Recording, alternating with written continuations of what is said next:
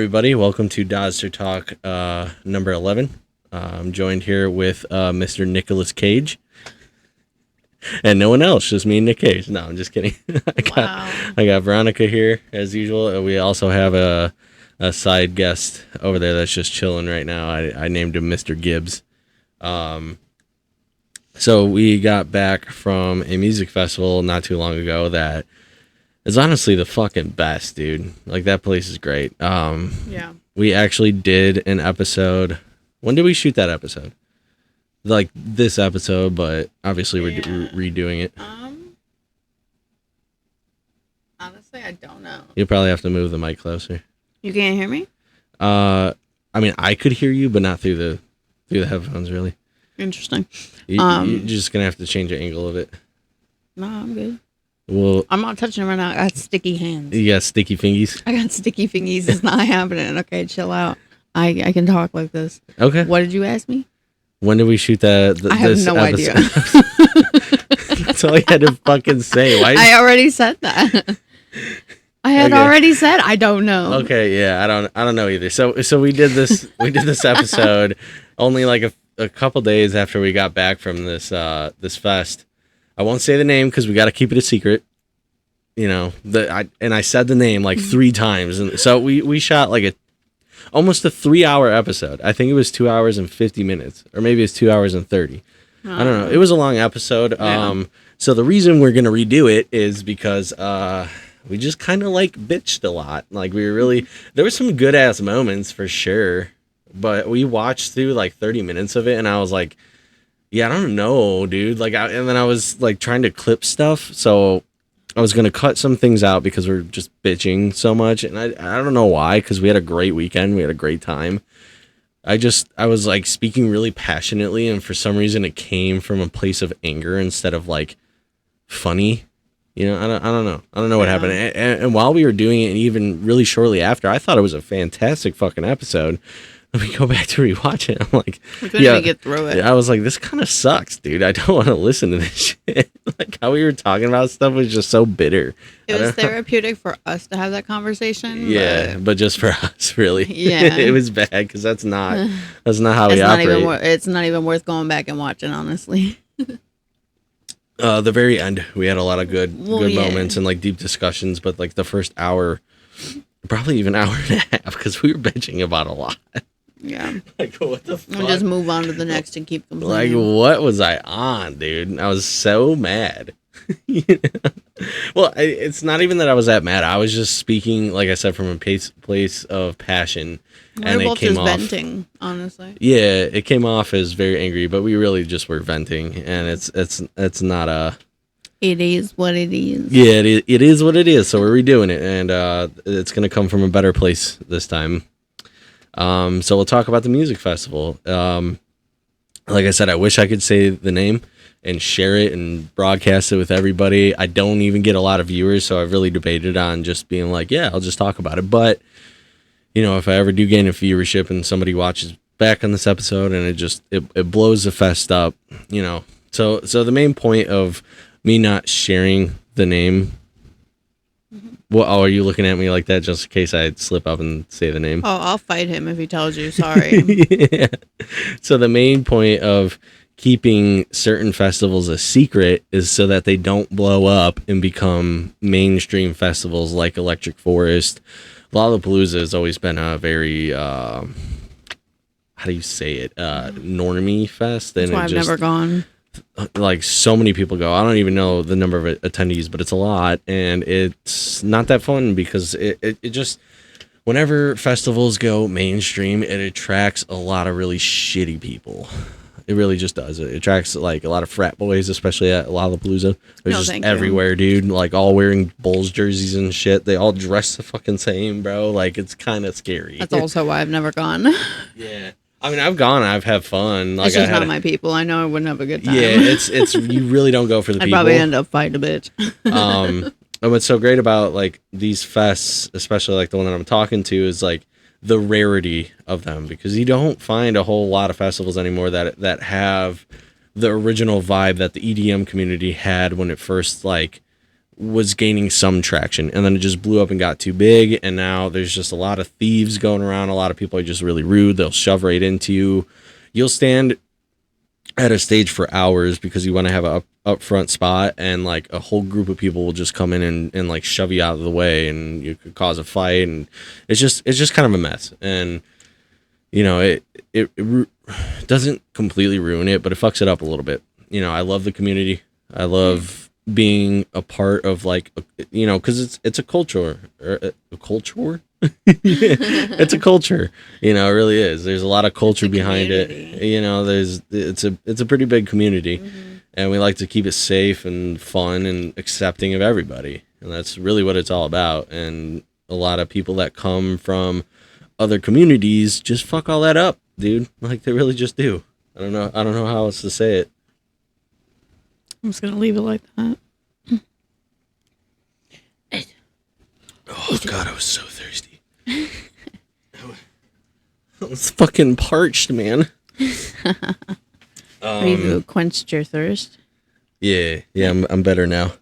Okay, But yeah, and another thing that happened with this episode that we tried to do originally is that we're talking about a story, and we got a little too I think we just took a lot of that shit personal.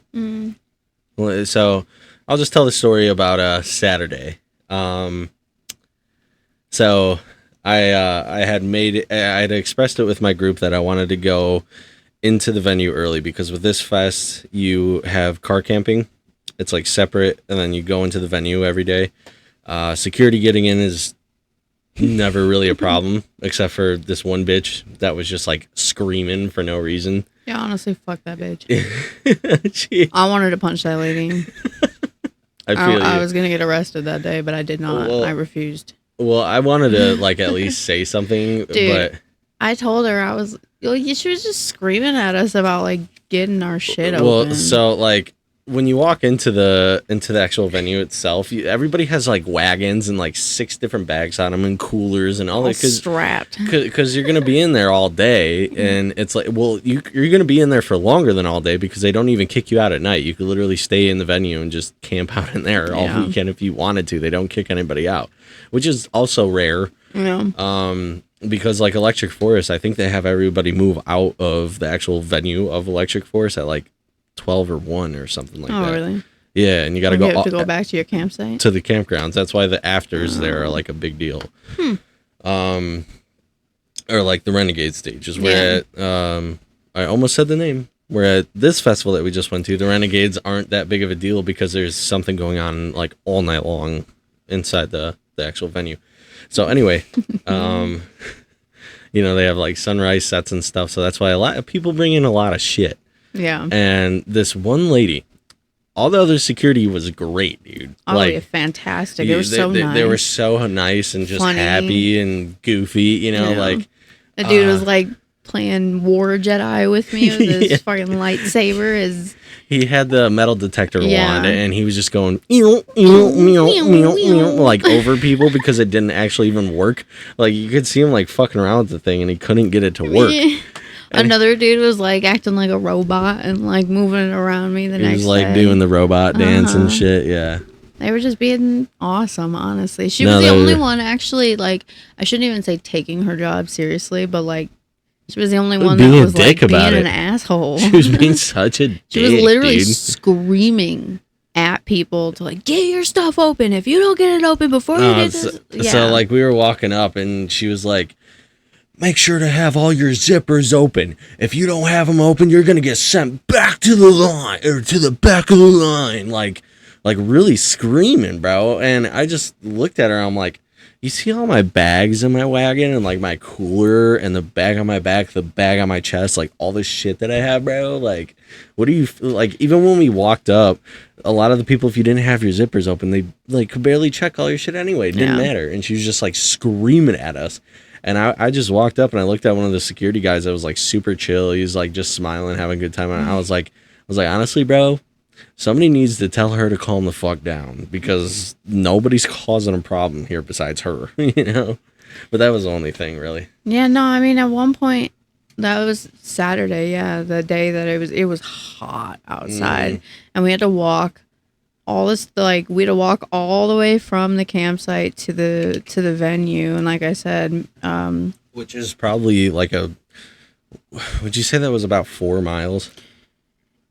You don't know? Probably. I don't know. Probably. But, it was a lot. The venue itself, too, is super hilly. And a lot of it is, like, thick-ass gravel, bro. Yeah. Like, chunky-ass gravel. That chunky gravel was tough to tug a wagon rocks. Through. Yeah. Like, they were thick old boys, bro. Like, pulling a wagon through that is not the best, bro. No. And it was hot as fuck that day. And I remember looking at her, and I was like, honestly, you need to give me a fucking second. Like, I got like a bunch of bags, coochie couches and shit strapped to my bag. You can just calm the fuck. Hold on a second. Right. Just give me a minute. Yeah. So, I mean, that wasn't a huge deal. I was a little pissed off in the moment just because you're not really used to that when you go to a place like this. Somebody just screaming at you for no reason. Because even all the cops there are super fucking chill. You know, like once you get in the venue or in the campgrounds, the cops are just like, "What's up, man?" Like my first year that I went here, there was a cop literally like dancing as they were as they were waving people across the main road. I would love to see that. Yeah, it was sick. And then they saw me. That was one day that I dressed up as an astronaut. And they just all started laughing. Yeah, no, that's awesome. Yeah, I'm sure that made their night too. Seeing me dressed like this, yeah, how ridiculous! As much as it made your night watching them have a good time. Right, yeah, exactly. Sometimes I want to wear this out to festivals more, but like you get hot in that too. I get you're hot. You're gonna be dancing and moving around. You always end up taking it off. Yeah, I have to take it, dude. There's only so long that you could be in public looking like a complete fucking retard before you're like, I need to take this off. There's a handful of times that he's actually worn it, and he always takes it off. It gets too hot.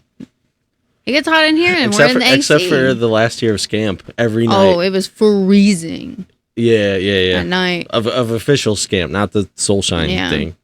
I didn't wear this at all to Soulshine. I brought it with to Soulshine and to this last fest, but I didn't wear it either one. No. Well, Soulshine, there was no good night to wear it because, like, it's just not.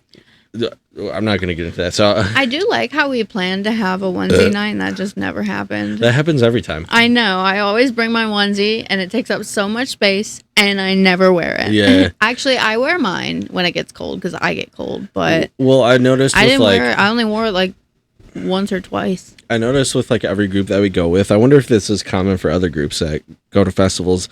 You always plan a night to everyone to do like an outfit themed night, but then you never follow through with it. You never do it. No, I know.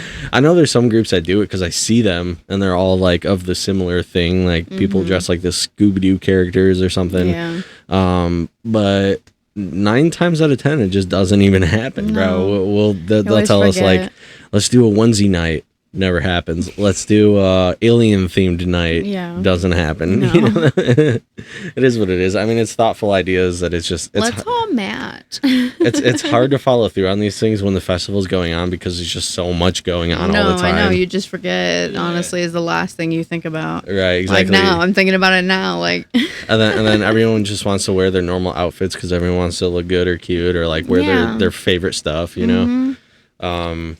Yeah. I mean, like I said, I know I get cold, so I bring it with me in case I do get cold. I can put it on, and I look cute in my onesie. But then at the same time, I have a nice outfit underneath in case I get hot. I can take it off, and I still look nice. You wear yours on the regular too. Like I don't really wear mine ever. I love onesies, dog. If I had more, I would just wear them in rotation. Well, you're also anemic, so that's yeah, exactly. So Saturday, the last day of the fest.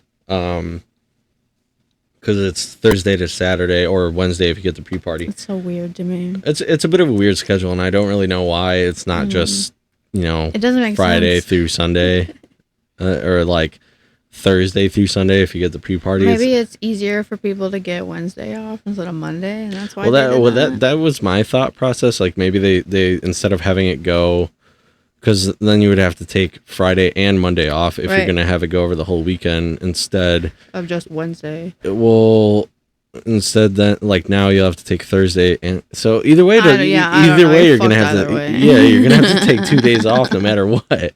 Because Thursday, whatever. Friday or Friday, Monday. Yeah, I don't know. Whatever. I mean, whatever the reason is, I still am always going to go. Yeah, I'm always no, gonna it's go. be great, but I'm always gonna be It's confused as to fucking why. fantastic. I love that place. Anyway, so Saturday, before we went into the venue, I expressed with the group that I wanted to get there early to try and find a shaded spot. I didn't really express where it was going to be, but I pretty much wanted under these trippy canopies that they set up for shade, and that's like your only shade on like flat ground by that stage. So we're on our way there.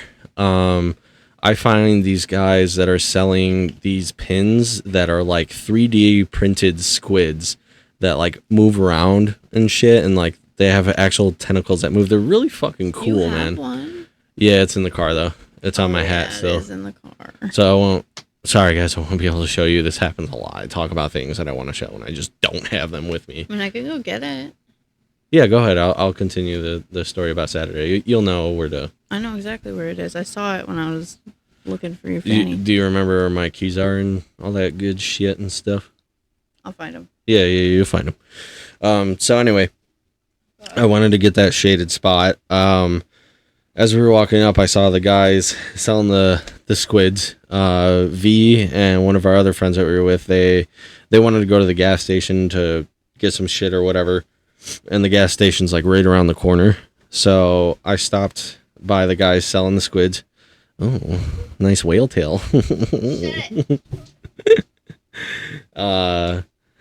Hate to see her go, but I love to see her walk away. What the hell was I saying? The squids. Yeah. The fucking squids, man. The squids are cool as shit. Luckily, we're going to be able to show you right now. But I walked up. V and our other friend went to the gas station. I thought it was only going to take them like 2 seconds. So I'm talking to the guy, and I'm like, hey, so how much are for the squid pins? And he said like 25 or something. And I was like, okay, cool. He's like, yeah, you want to try it on? You know, put it on your hat or whatever and do all that shit. And I was like, yeah, cool. And I asked him if I could have like, because they basically have like earring backs to it because it's a pin like an earring. So they have like the same backs as an earring. So I had another squid that my buddy actually gifted me, which shout out to you, dude. Thank you. Love the damn squid. It's my, those pins are sick. Yeah, she has it right there. Go ahead and put it in the camera. Yeah, that little guy right there, dude. Hold on. I think it's blurry. Hold on. That son of a bitch. There you go.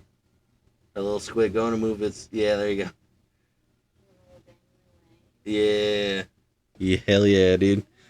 All its tentacles.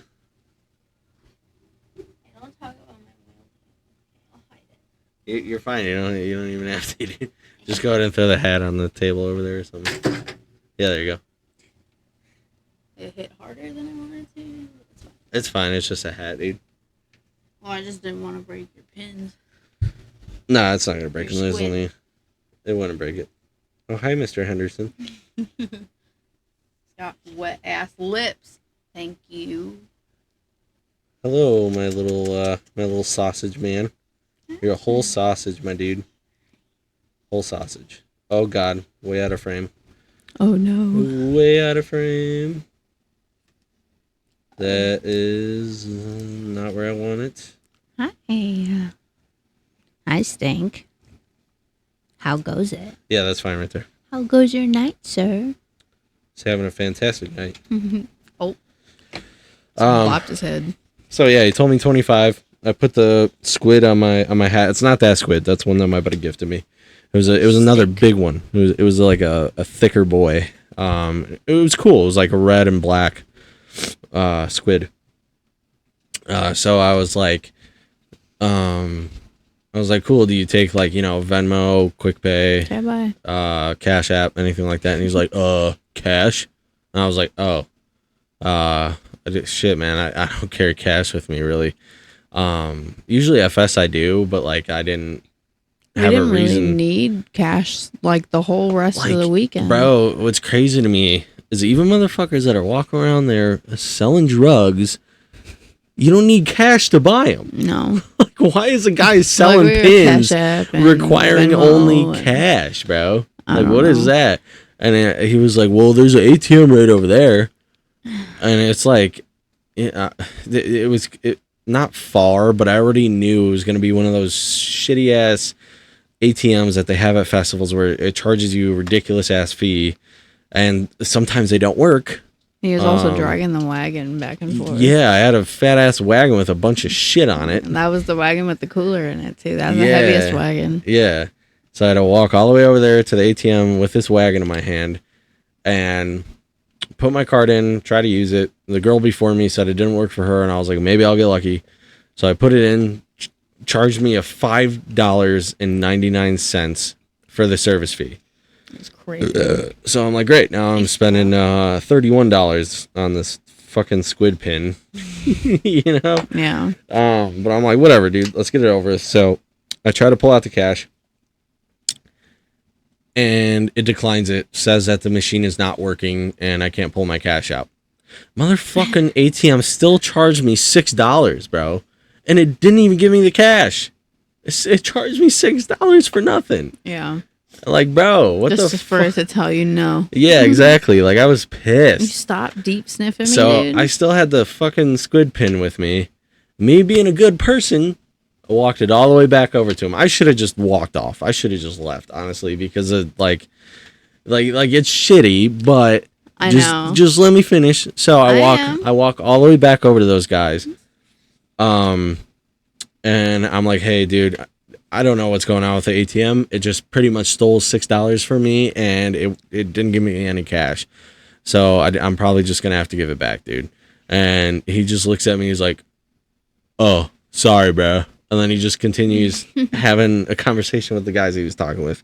I'm just like, what kind of salesman is this, dude? Right. Like, I'm willing to pay, and you're just gonna like shrug me off? Like, fuck, dude. Well, and it's not like he was one of those guys that was just walking around either. He had like a whole setup, a whole canopy going. Like it was his little business. You think he would be nicer about it? Yeah, right. Like, it wasn't. It looked like it was their campsite, and they just had a tray of pins. I'm just saying they obviously had a setup. I'm under the impression that he had those with him, and he was just getting rid of them for his buddy or something. Because why wouldn't he accept Venmo or Zelle or anything else? Yeah, maybe. He probably just wanted cash to give back to his friend or something. I don't know. It doesn't make sense to me.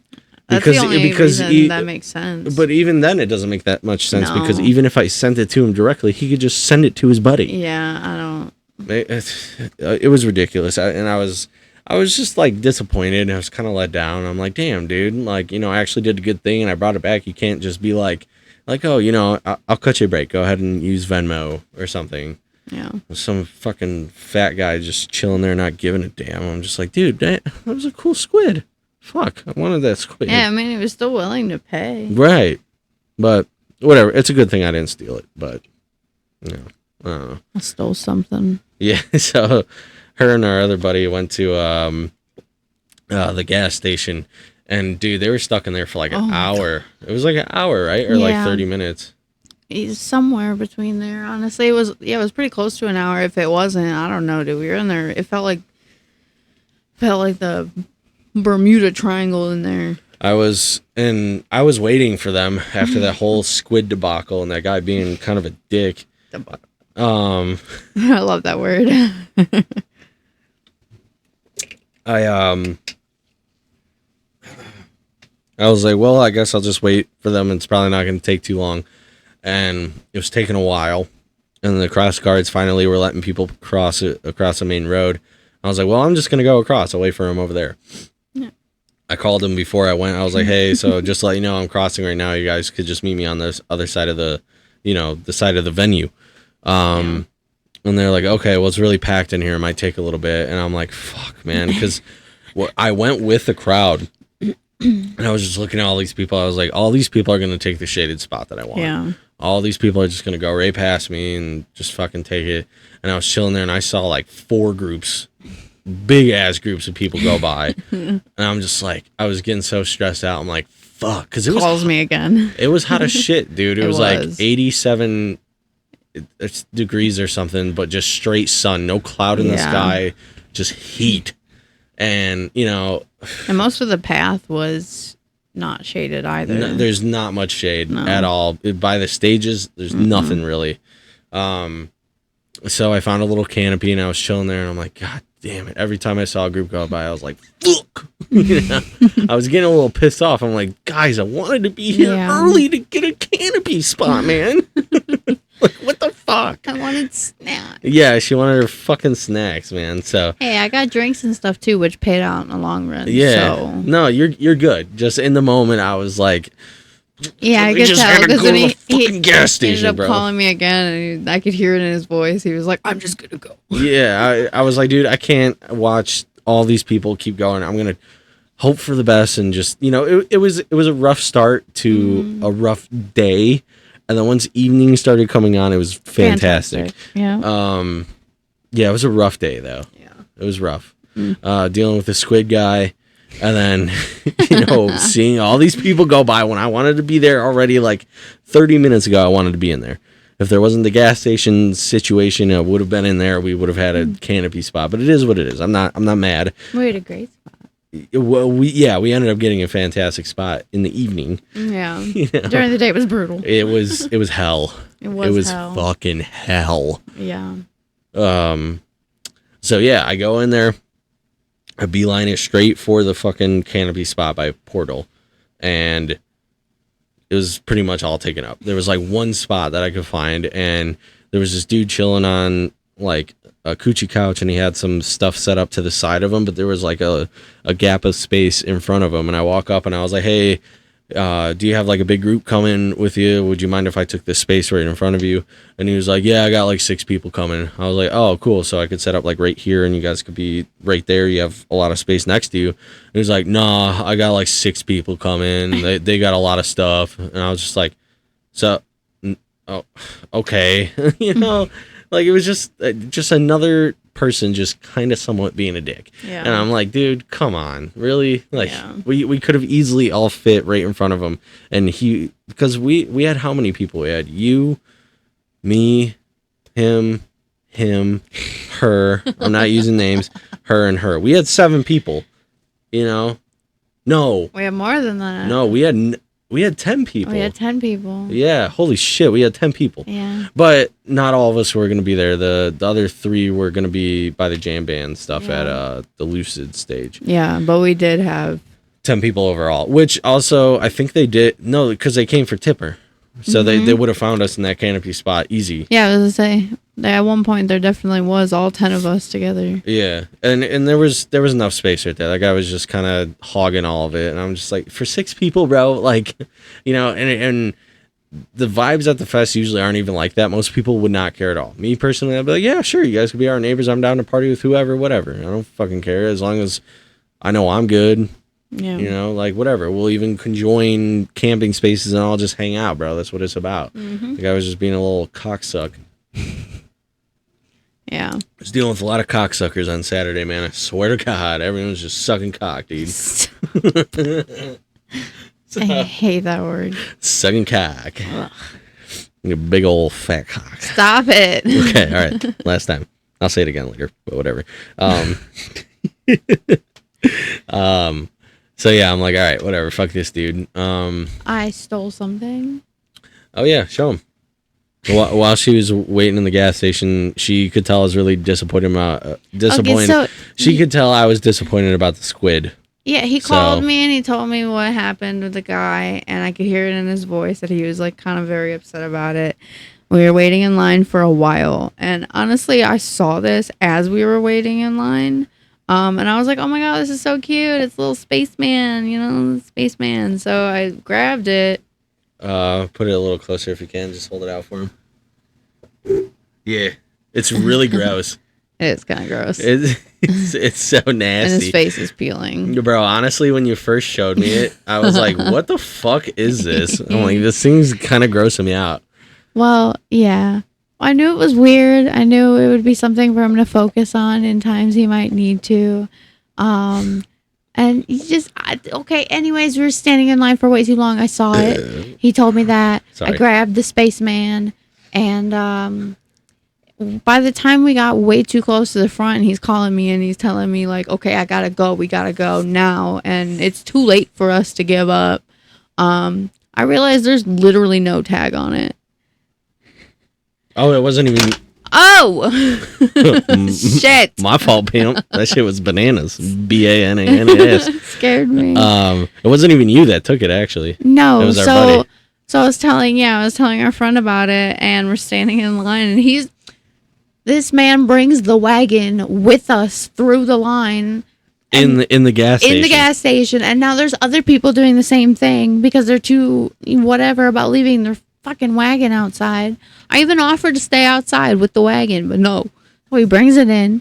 We're standing in line with the fucking wagon behind us. I tell him there's no tags on it. This man just throws it in the wagon and like covers it up with a sweater. And he's like, it's fine. It's ours now. We ate also two. Technically, he ate two, and I ate one of the, those SpongeBob ice creams? Yeah. We ate those while we were standing in line to cool down, and then he just threw the wrappers in there and covered that up, too. So we didn't pay for those fucking either. menace, bro. Menace to society, dude. And then we also got ices, but yeah. Oh, yeah. But yeah, I saw this. I had to get it. I was going to get him a blue one or, like, not the pink one, but... This was the only one they had, and I knew it was perfect because it was a little spaceman. So nasty. It's so gross. It's so gross feeling. It looks like a little like. Well, let me see it. Also, when I first gave it to him, you want me to show them how I gave it to you? Sure, I don't remember. It looks like a little like chody penis. Ew. Like just a tiny little... I hate that word, too. A tiny little cock. Just Stop! dangling there, dude. There's a tiny little cock. When I was first looking at it, I was like... I hate it here, I was squeezing it kind of like this. I was like, ew, dude. It's so gross. Like, ew. At first I was like, I don't want this. Yeah. Like, why are you giving me that this? sucks. It's for you. Yeah. And then, it's a funny little thing. I like it now. It's cute. Thank you for that. You're welcome. Now we just throw it at each other. Yeah. We'll just throw it back and forth. Yeah. Oh. So yeah, she gifted me that. It's a consolation prize because he couldn't get his squid. Well, they didn't even get it in the venue yet. After I dealt with the dickhead guy under the canopy, I was looking around and I was like, dude, there is no other shaded spots that we could find that is like at a decent proximity to the stage, because I wanted to be close up for fucking Daily Bread and Tipper, and Matty O'Neill, Reckno played that day too. There was a couple others that played that day that I don't exactly remember, but there was some artists that sucked. But I'll get into that. Two technically, because they did a back-to-back set, but it was the same set that sucked. The rest of them were good, or either good or fantastic, like phenomenal. So I'm like, all right, well, fuck it, I might as well get us like as close as I can, because they to the left of the portal stage, they have like a group of trees, but then a steep ass hill where it's really shaded, but the hill is steep, bro. Like, it's a sharp incline down. There's not really many ways to get that comfortable on that hill. And we, obviously we're going to be getting fucked up all night, and there's no way you could set up a coochie couch on that motherfucker, bro, and not feel like it's just going to topple over.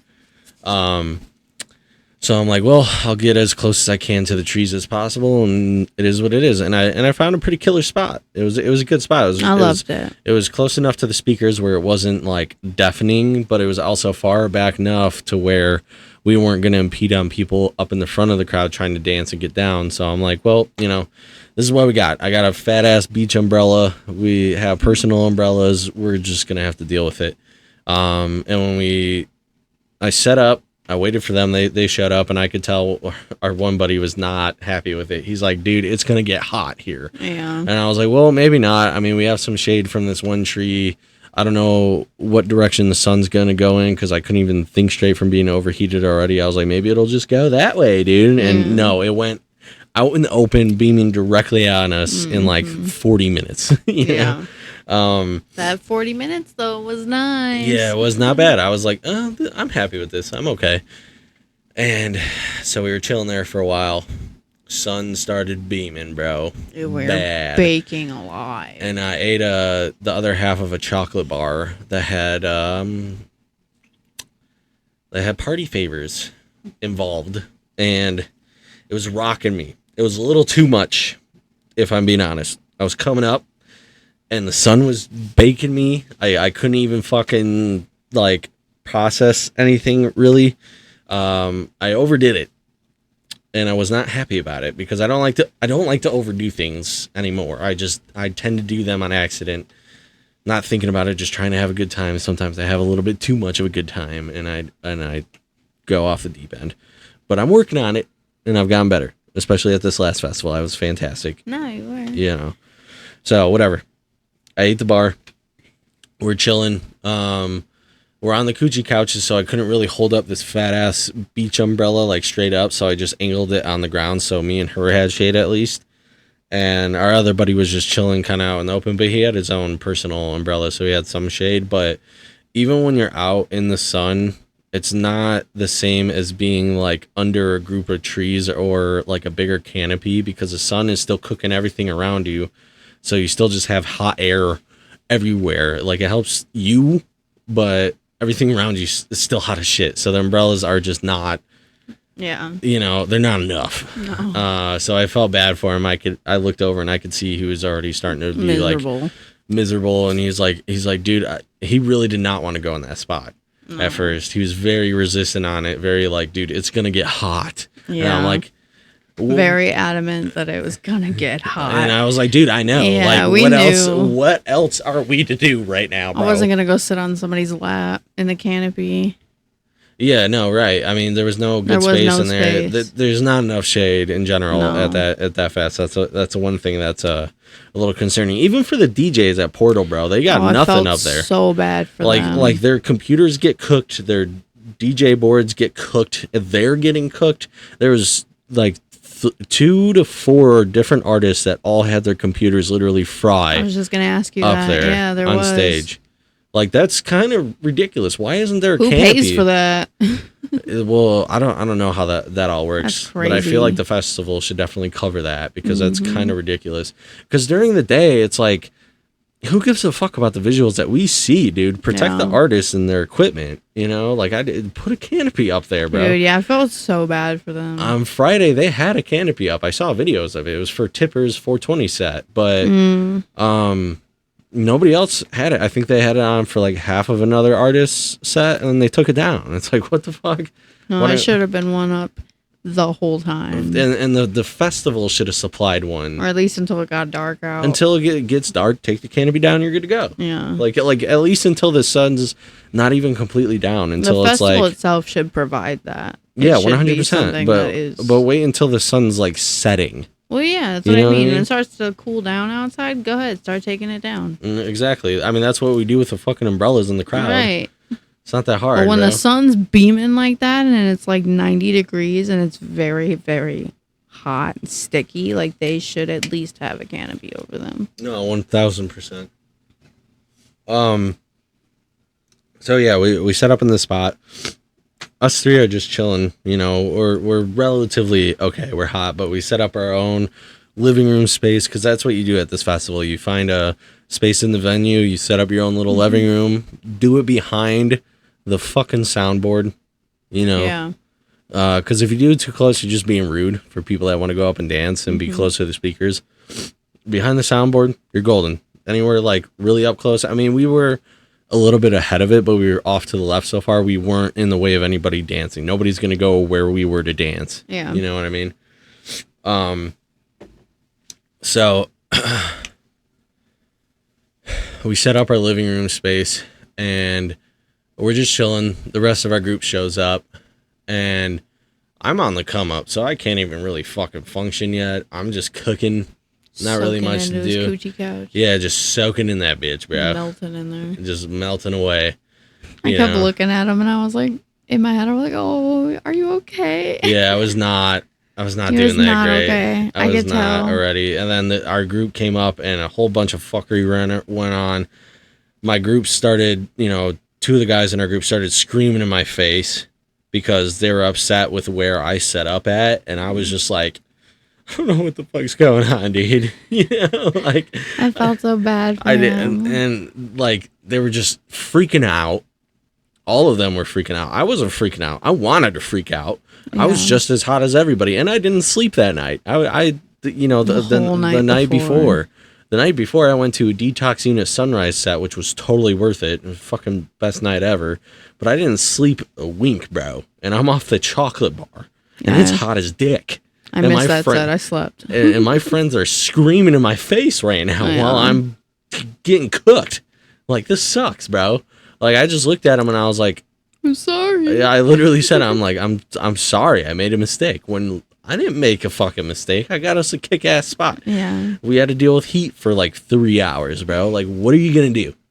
Most of the people that were there had to deal with the heat, even the DJ. Exactly. The DJs got their computer system cooked. Do you see Yeah. them screaming at everyone in the crowd? No, dude. Like, calm down. So, I don't know. One of our friends grabbed a bunch of our shit, started freaking out, went back, and then they found another spot with shade that was way in the back. There was nothing going on over there. You couldn't even see a stage. There was nobody over there.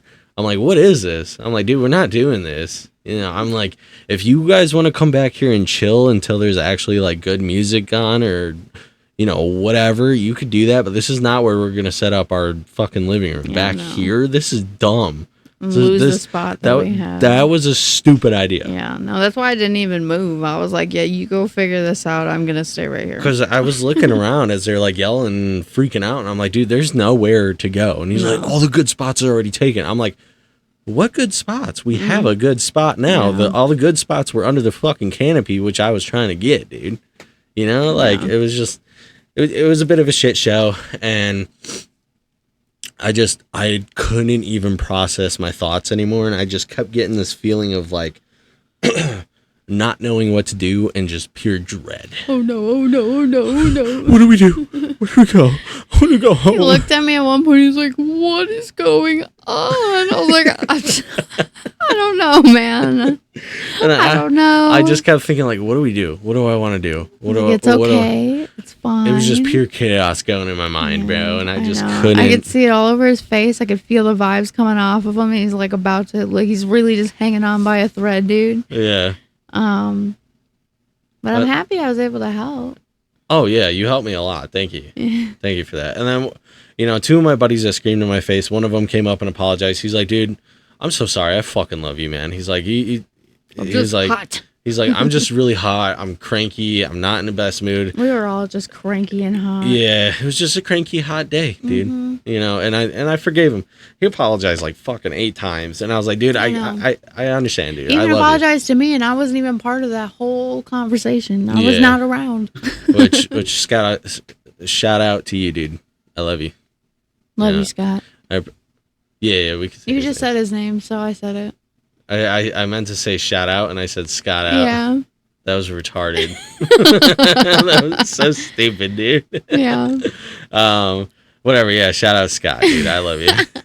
I'm pretty sure I've shouted him out on the podcast before. Anyway, great guy. Mm-hmm.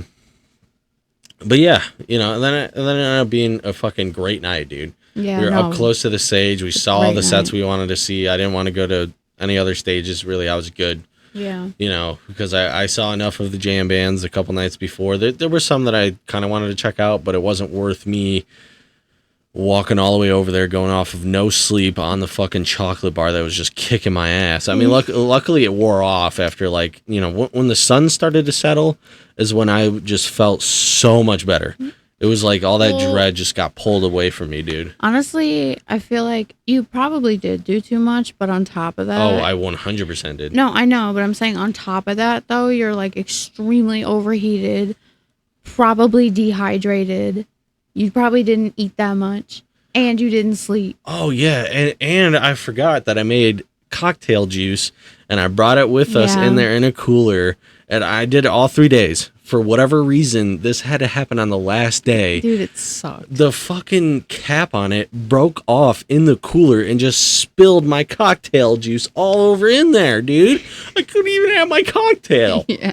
Like, what the fuck, dude? That's why I said the drinks that we got ended up paying off from the gas station because, that shit and then it made happened. everything in there sticky. Everything was sticky, yeah. And it melted all of our ice. Yeah.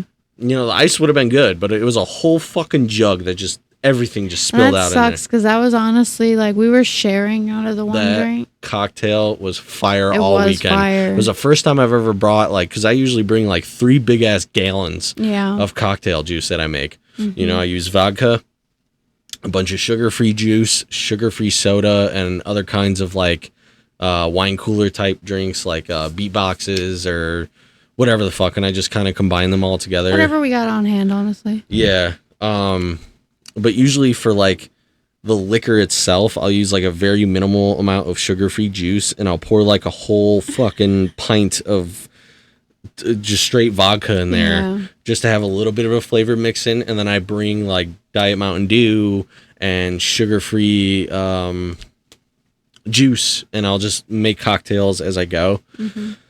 And it's great, but that was the last of it, and it just spilled out. It would have lasted us the whole day. Like I said, we were sharing out of one drink, but it was lasting us. Like, we were making it last the whole day, and it would have been fine, and it was all gone. It was just a really shitty fucking day, dude. Yeah, dude. Everything that could have went wrong did. Yeah, it was going down. But then honestly, it was worth it because the night was the best. The night was fantastic. Yeah. And then, oh my God, dude, I almost forgot. And we saw Essex back-to-back tie-dye Kai, which I like tie-dye Kai.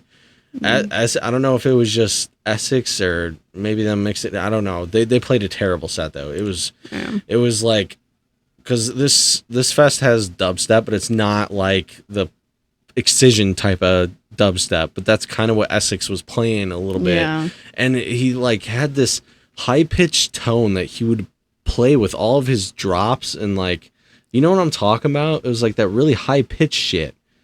Yeah, so I mean, the same point. I guess I'll make the same point I made when we recorded this the first time. Like, you didn't really notice it. No, I heard it.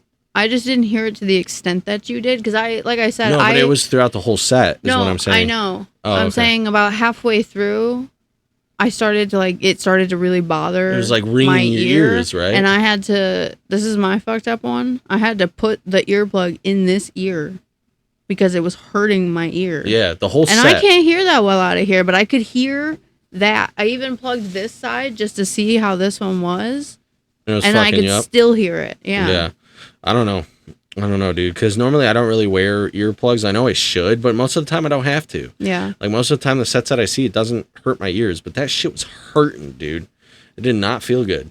And then at one point during the set, I don't know if they fucked up, like, their decks, like the board or something, but it, like, all of a sudden the music stopped and it was just like, and it just was increasingly getting louder, and it was like a blaring noise, bro. Maybe that was like their shit getting cooked.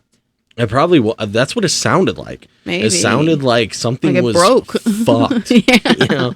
And I was just sitting there having already a panic attack because my group's freaking out at me. Everyone's just freaking the fuck out, and I'm just trying to have a good time, and all of a sudden you just hear bring, and I'm like, I want to die. I want death. Like, I wanted to die. Yeah. You know, and then she was offering to take me back to the campsite, and I was like, if we do that, I'm not going to want to come back. Because, like, just the booms were not hitting me good at all. It needed to be his choice to stay there so that he would have a good time. And I couldn't even make a decision for shit anyway, so we just stayed, and it wasn't even, like, a choice. I just didn't know what the fuck to do anymore. But luckily that noise cut off. Their set was over. Maddie O'Neill came on. And she did decent, you know. Yeah. She her first half was a little like, and I think that was the day that Yeti played too. Yeah. Yeah. Yeti did play that day. He filled in for Truth. Yep. First half of Yeti's set was a little all over the fucking place, but it's also Yeti, so you kind of expect that with him. But then he started to find his groove in the set, and fantastic. And then Rekno came on. Oh, I love Rekno. Yeah, honestly, I like Rekno a lot, dude. He's a fun fucking time. He has a lot of haters, and Yeah. it's not deserved because he plays good. He's a fucking party, bro. Hell yeah. Like I have a couple friends that have hated on him, and they're like, I just can't do it. I don't know. And it's like, well, what is He's it? too much. He's too much. Like, what's too much about him? No, I What's the love problem? him. Is it because he's gay and he could get dick anytime he wants? I could get dick anytime I want. I could get it anytime I want. I could get dick anytime I want. Like, it's great, dude. It's funny. I love his visuals in the background is just him like getting down and fucking twerking on the stage. Do the dance. Do the dance he does. What the- Yeah. Yeah. You know, and it's He does like the Tina pop. Like he 100% pops his back when he does it, and it's so funny. Yeah, exactly. And it's just the visuals of that, you know. Yeah, it's him with his tongue out and his hair whipping in the wind. I And can get him dick fucking anytime I want. Twerking, Like- playing that song. He's the shit, dude. And you know what? He could get dick anytime he fucking wants, man. Yeah, dude. And he's a shit. And he doesn't deserve any hate. No. Like when he was first, because I remember first hearing a song by him some years ago. And that was kind of when he was more in like the excision realm Yeah. of the music. And it was, you know, Mid. it was mid. It was okay. Like I didn't really hear much about him yet. He didn't really blow up that much on the scene. And then he started Yeah. getting bigger. And before I actually saw him live or anything, I was like, I can understand the hate. He's kind of just like that Rhythm, rhythmy yeah. type dubstep. And I was like, I don't really get down with that. And then Zed's Dead had him open for them this last year for their Dead Beats tour that they do every year. They always come to Chicago. And he was fantastic. Yeah. It was a that good was the fucking first time set. we heard that song, actually. One of my buddies that's a pretty big hater of him actually met up with us. He was Yeah. like right behind us. And I was like, yo, what's up, dude? Recno came on. I was like, hey, see who it is? Yeah. I was like, pretty good, huh? And he was just like, I mean, he kind of laughed a little bit. But it's like, dude. It was like that uncomfortable laugh. Yeah. And it's like, why, bro? Is it because he's gay?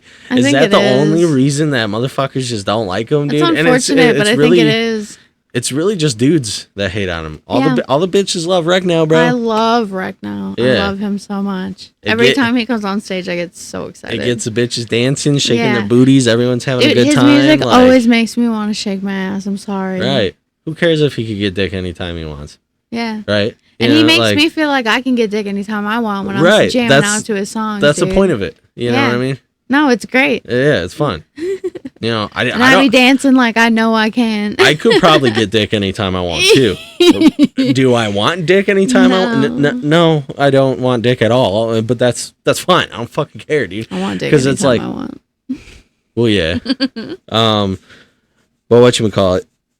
You know, because like if straight people can make songs about the sex that they have and like getting all the bitches or bitches popping pussy Yeah, or then stuff that's like fine. that, that's acceptable. Then why isn't it acceptable for Recno to fucking make a song about slobbing on knobs, bro? Like, who cares? You know what I mean? Like, who cares if he's slobbing knobs, man? It's slobbing knobs or eat snatch. What's the fucking difference, dude? Like, who cares? Who the fuck cares? Have fun with it. Yeah. And he does it.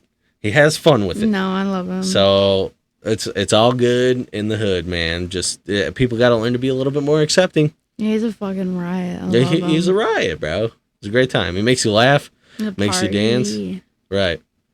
So, you know, that's pretty much what I wanted to talk about with the festival. The other set, actually, can we talk about? We're still on the set. Tipper was really incredible. I couldn't sit down that entire And set. seeing Daily Bread like pretty Daily much Bread was so open good. for fucking Tipper was fantastic. Oh that yeah, whole I couldn't sit down that entire time. and then we saw Mind Chatter finish out, dude. Holy shit! That was it was the a fan. best way for me personally to end No, my it was. festival If you guys ever. So by far, out of all the artists that I listen to, and I bet you there's some people out here watching that are like, who the fuck are they even talking about? Yeah. If I'm gonna recommend any artist to you, 100% check out Mind Chatter. Mind Chatter. I love him MINDCHATTER. Look him up on Spotify. Listen to any one of his fucking songs, dude. Yeah. The guy's a genius. Like, all so good. it's so vibey and just it makes you feel nice when you listen to it, dude. Yeah. God, I love it. When we first met, actually, he showed me like what I want to say 2 or 3 of his songs. Yeah, Like it 2 or was 3 like of his 3 of his songs. main songs. Yeah, and I took a deep dive, dog. I love every song this man has ever put out, and I told him before we even went to this festival, I was like, Mind Chatter is a must see for me. Like, I don't care if I don't see anybody else the entire weekend. I need to see Mind Chatter. It needs to happen. It was definitely an and oddball. It was so worth it. It was an oddball for the lineup.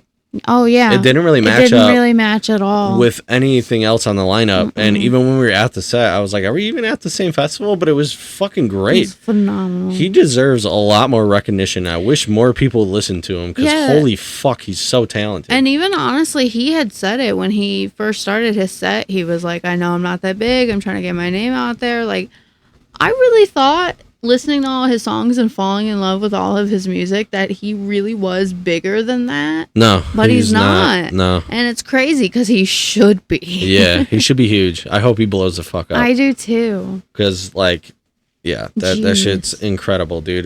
Kerosene by Mind Chatter is, I think, one of my favorite songs by him. It's just like the beat. It's like, I like Kerosene a lot. It's like kind of sad, but like melodic at the same time. It's just, and then like as the song goes on, it makes you feel good. Weirdly, like, does that make sense to you? Yeah, I'm really big on "Here I Go Again." "Here I Go Again" is fire. And Math. No, well, yes, I love all of them, but the other really big one is the one that you showed me. Just gonna. Okay, hold on. Sorry about that, guys. I don't know what the fuck just happened. But it was like my laptop crashed or something and gave me a notification, stopped recording, and then that notification just completely disappeared. So yeah, we were talking about Mind Chatter. You were saying something. Yeah, so my top, honestly, my top 3, like, they're my match for like number 1. I can't decide on which one's my favorite. Yeah, you're good. Which one's my favorite? Is "Here I Go Again." Yes. Fire. The "It's Okay, It's Not Okay." Yeah, that song's decent. I just love that song so much. It's like an original for me. It's one of the first songs I ever fell in love with of his. It was one of the first ones I showed you too. And the other one is another one that you showed me, which is I couldn't Tough as find Nails. it. I do like that one, but no. Is it "It's Been You" or something like that? Yeah, It's Been song? You. I think so. Is that the one with it's like remixed by somebody, right? I don't know. I was trying to look it up, but then that shit happened. Well, one thing that I noticed that we didn't do with the last episode too is we didn't even talk about Mind Chatter. It's Been You, yeah. That's what it's called. Oh, so I was right. Hell yeah, dude. I know my shit. I know my shit with Mind Chatter. But every time that song comes on, it just makes me feel so happy, honestly. Fuck yeah, dude. I mean, all of his music just makes me feel good.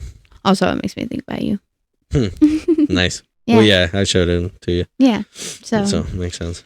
But those are my top 3. "Tough as Nails" is a really good song. "Math" is a West End remix. That one's really good. Yeah. "I Can Change" is really good. He's got pretty much all of his songs, honestly. Actually, all of his songs are really good. There's not a single bad song that I've listened to. Mm-mm. You know, yeah, out of any artist that I could recommend to anybody, Mind Chatter, check him out for sure. I mean, it's just, yeah. Incredible.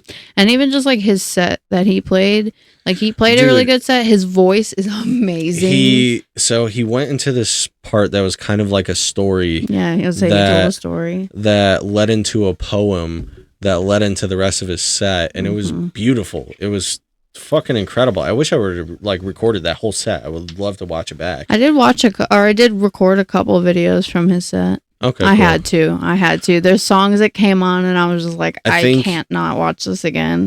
Somebody posted about it in the group on Facebook, and I saw people posting clips of videos that they took from it. Yeah. And yeah. I took a couple.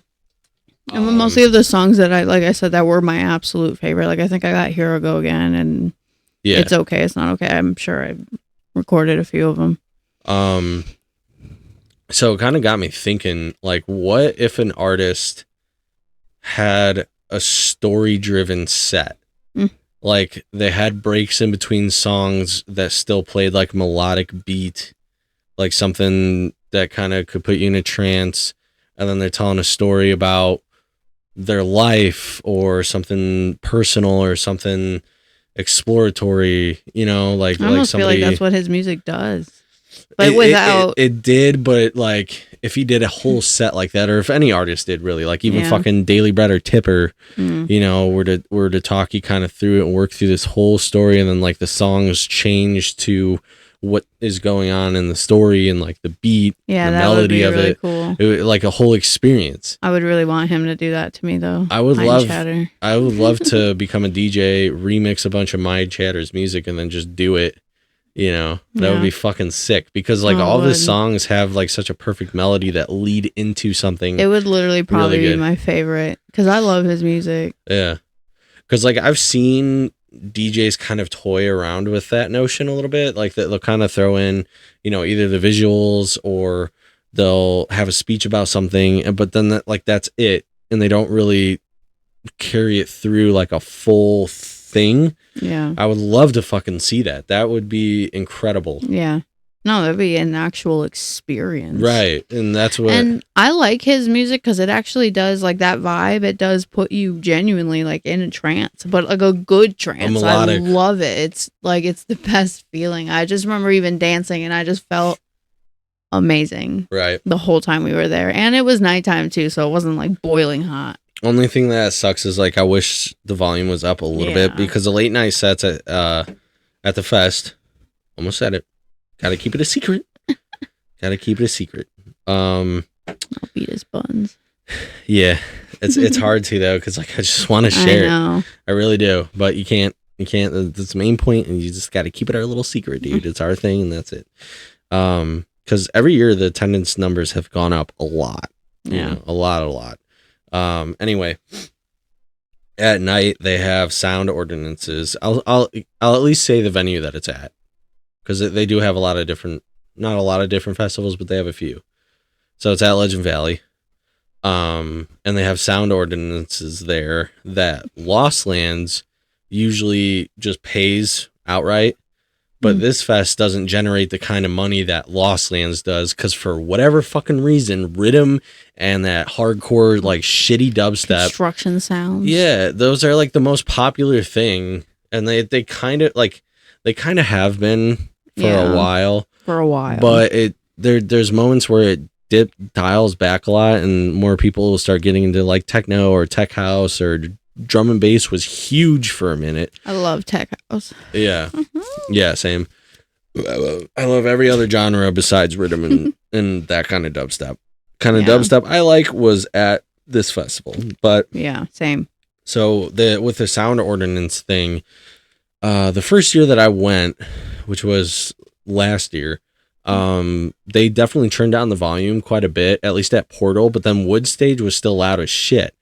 This year, all the stages were like at a fucking JBL party box speaker level. Like literally, I've played music out of my car Louder.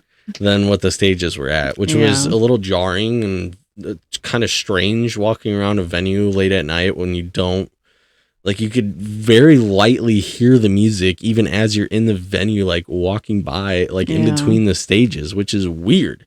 Like, why does it need to be that quiet? Yeah. You know, like, I understand the sound ordinances, but if you can't even hear it in the venue, Nobody's going to hear it outside the venue. nobody's going to hear it anywhere else either. Like, why that quiet? Like, It turn could it have up been a little. little bit higher and they still wouldn't have heard it. Right. Exactly. I don't We're know. like hidden, all these hills and trees and shit. And the thing that's rough about it too is because there's a lot of dubstep artists and jam bands where you need to hear the bass, you need to hear everything about it. Like, it needs to be a little louder, because without the bass, without it, cranked at least a little, you don't really get the full experience. Now, Mind Chatter was perfect. We went up in the front of the crowd, and he actually ended up generating a pretty decent sized crowd by the end of it. It wasn't huge or anything, but it was good. No, but I was happy we to see were it. right in the front and I still felt comfortable enough to be there. Yeah, and there was a good sized crowd, so I think he got a lot of traction from going to this fest. Mhm. I hope he did. At I least. really hope so. because it was definitely a wonderful experience. Yeah, so that's really the only complaint that I have about the fest in general is just a sound ordinance thing. But I feel like once, because I know when you first start a festival, the first couple years they don't really start to make a profit until the 2 years is over because of the business expenses and all that shit. So maybe once they're more established in that area, then they could crank up the volume and afford maybe like, I don't know how the sound ordinances fines work. Like if it goes way past a certain decibel, then you have to pay more, or if it only goes a little over, then you pay a little less in the fines. I don't know. I don't know. I have no idea. It could even just be a flat fine that you every get time, even if you touch it, I don't know. No idea. It's just weird that you're going to have a venue there that hosts these kind of crazy festivals and give them such a strict fucking sound ordinance. No, I know. But I mean, at least it stays loud until I think midnight. Yeah, I think so. But the Renegade stages were loud, which doesn't make any sense. The Renegades that are in the campgrounds were louder than the venue.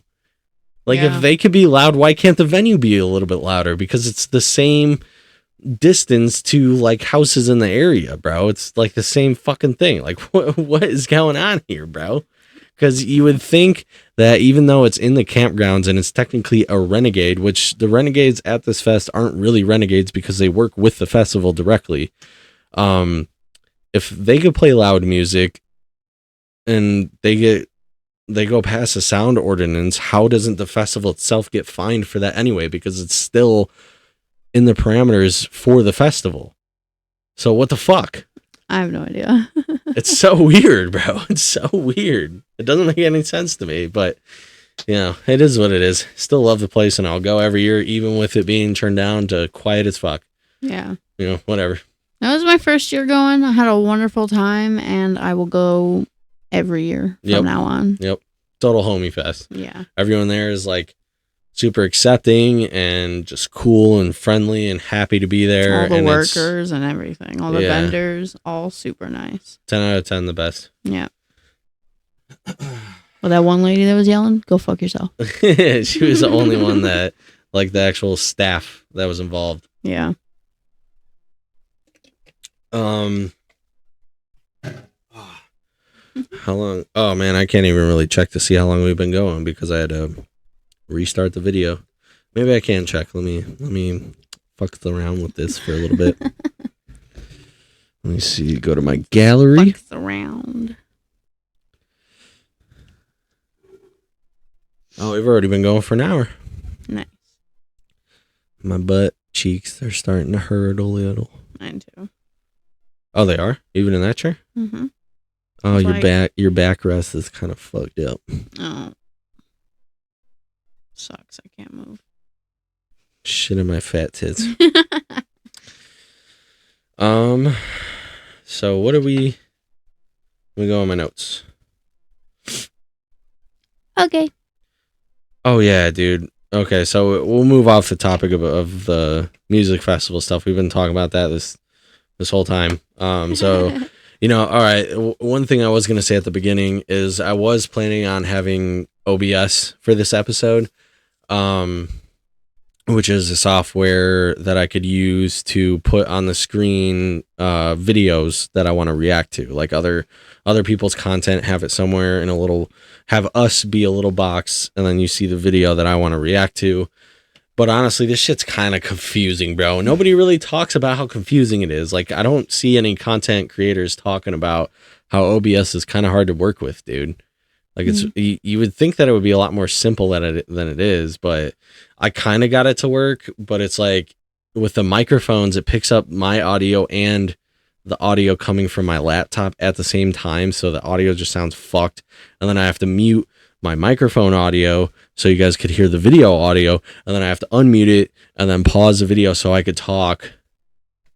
Like it's just way more complicated than it needs to be. Right, exactly. When I've seen other creators literally react to video by just like playing it, and then they'll pause it and be able to talk, and it's not like I don't know. I'd be able to do it, but it's just I'm gonna practice with it a little bit more, and then I'll get that shit going because I want to do a little bit more React content. I want to make shorter form videos too to react to like very specific things and have that just be like a YouTube video. Because the podcast itself, I know, is never going to blow up because it's so long that people aren't going to have enough attention span to watch the whole thing. And it's a little difficult to make clips and spend all that time with it. Yeah, I don't know. It takes a lot of time to do this shit, man. And it's hard for me to always make clips of my podcast episodes because I've been using CapCut, and I know that's better for like shorter form content like TikTok and stuff like that. So I don't know.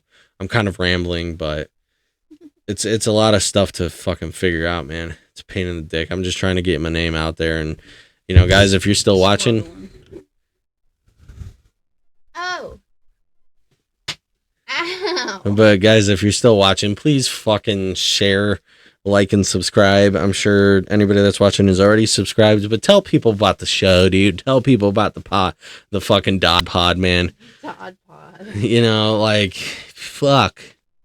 I'm trying to fucking, dude, if I could even get like 800 views an app, I would be relatively happy with that. I would prefer to get to like the couple thousand views range, and I'd be good with that, dude. You know, I could start getting fucking money off of that. You know, had a wedge. Yeah. A deep wedge up in that right fucking, in my crack. a deep wedge up in that motherfucking thing. It was hurting my crack. I fixed it though. We're fine now. Not the crack. Yeah. Do you want to know what I've been getting really fucking sick of lately? Oh, what? I almost just spilled my incest everywhere. Don't say that. Sorry, I didn't mean to say that, dude. I meant incest. What? What were you going to say? Incense. You just said it again on purpose. What? I said incense. What were you going to say? I'm getting really sick of all these fucking ads on everything, dude. Oh my God. Dude, like we got ads on TikTok, we got ads on Facebook, we got ads on Twitter, on YouTube, on Netflix now, dude, on fucking Peacock, on goddamn Paramount. Everything, there's fucking ads, bro. Everything. I can't get away from all these fucking ads. Every YouTube video you watch, there's like 6 ads. Bro, I'm so tired of it, dude. Like, it's gonna get to the point where they fucking inject phone system shit into our fucking brains. We're gonna have microchips in our brains that are just showing us fucking ads everywhere we walk. Ad here, ad there, ad there. It's like, fuck, dude. Oh, you're taking a shit? Watch this quick ad. You're taking a shit? Watch this ad about baby wipes. It'll keep your ass clean as fuck.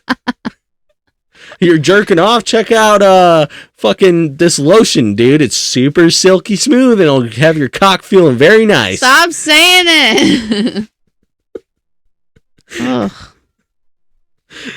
Fuck, man. I can't take it anymore, dude. They're driving me fucking nuts. And then what the hell is up with these streaming services where you're watching the show or the movie and the ad pops on and the volume is blaring. It's loud as shit in the bitch just for the fucking ads. But the goddamn show I'm watching is exactly where I want the fucking volume to be at. Yeah. But it's like all of a sudden, fucking McDonald's, come buy a Big Mac now, bitch. It's like, whoa, dude. I'm like, fuck. It scares me every time. Dude, like we've been watching Mayor of Kingstown on Paramount, and we have the volume at a comfortable setting. Then all of a sudden, a fucking commercial will come on, and they're commercials at this point with how frequent the fucking ads are, and they're like a minute 50 seconds every time, or like it's different. Sometimes it's 90 seconds, sometimes it's minute 50 or some shit. But lately it's been a lot of 2 minutes. Yeah, 2 minutes, 2 minute 50 seconds, bro. Like it's getting ridiculous. Sorry, Nick Cage. Oh, it's gotten to the point that we just mute the ads. Yeah, no, we literally have to mute it because you're literally, so scary. You're chilling there, and all of a sudden it's just 2222222. It's like, fuck. What's the rest of the? I don't fucking know. It's Lerner and Rowe. The only thing I know is the number. Yeah, and it's like, oh god, dude, damn, fuck. Like, can you shut up, man? I'm so sick of it. They're everywhere. They're not even just talking in your ear. They're fucking screaming. It's screaming. Like, what is going on, dude? Like, that's been within this last year that the ads will do that. They just blare the volume. And it's like, how does the volume change on my TV? Right. What the fuck is going on? Why is it so loud? Doesn't make any sense. I guess because they know when people hear the ads, they usually just like turn it down or something. They want it to still be heard. That's fucked up if that's what's going on, dude. Either way, it's fucked up because I'm tired of this shit blasting on me, dude. It's so abrupt and terrifying. Shit on my sweet sugar tits. No, but for real, that this ad shit is fucking bananas. BANANAS. And I'm getting really fucking sick of it. I love how you have to spell it every time after you say it. You always have to spell it, dude, just like the fucking song. I know. This shit is bananas. BANANAS. Yeah, that shit's bananas, dude. BANANAS. You just gotta flow with it. Yeah. Just say it so matter of fact. I've actually started to, of course, everything that I say picks up as a catchphrase, I always pick up from him, and vice versa. There's things that I say that he says now. Like your pigs. Well, fucking, yeah, I started saying that shit too. Well, Jeremy does it too.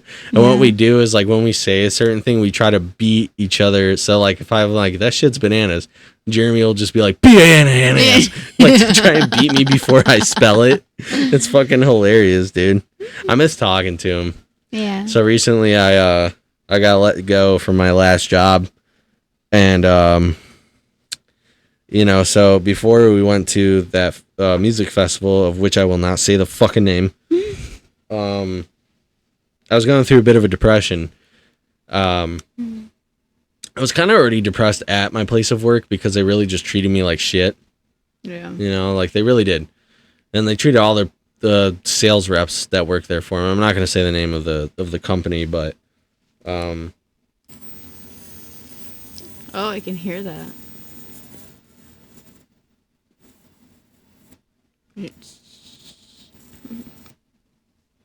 it's kind of hard to light shit with this thing sometimes. Yeah. But yeah, all the people in my position that work there for this company, they just really treat you like shit, dude, and it fucking sucked. And you could kind of tell even when I would come on the pod, on the fucking Dodd pod, that I was just not really fully there, bro, because it's really mentally taxing working for a company that just makes it so abruptly obvious that they don't give a fuck about you.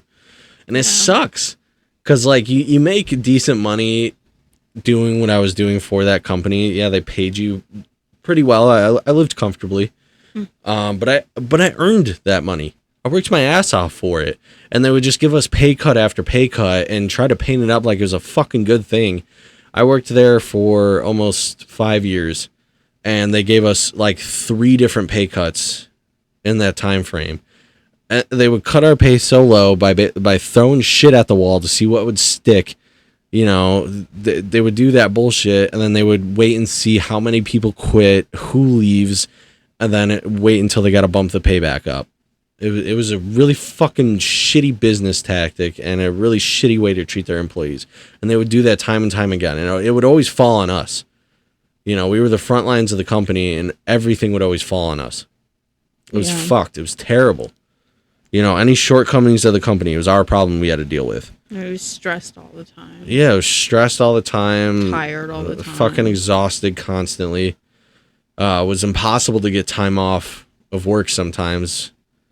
Which in the field of work that I do, that's, you know, generally kind of how it is. It's harder to get off work, but like there's no added benefits to working for a company like that, where they just make bad call after bad call. And it's really the fucking vice president of that company is just an incompetent piece of shit.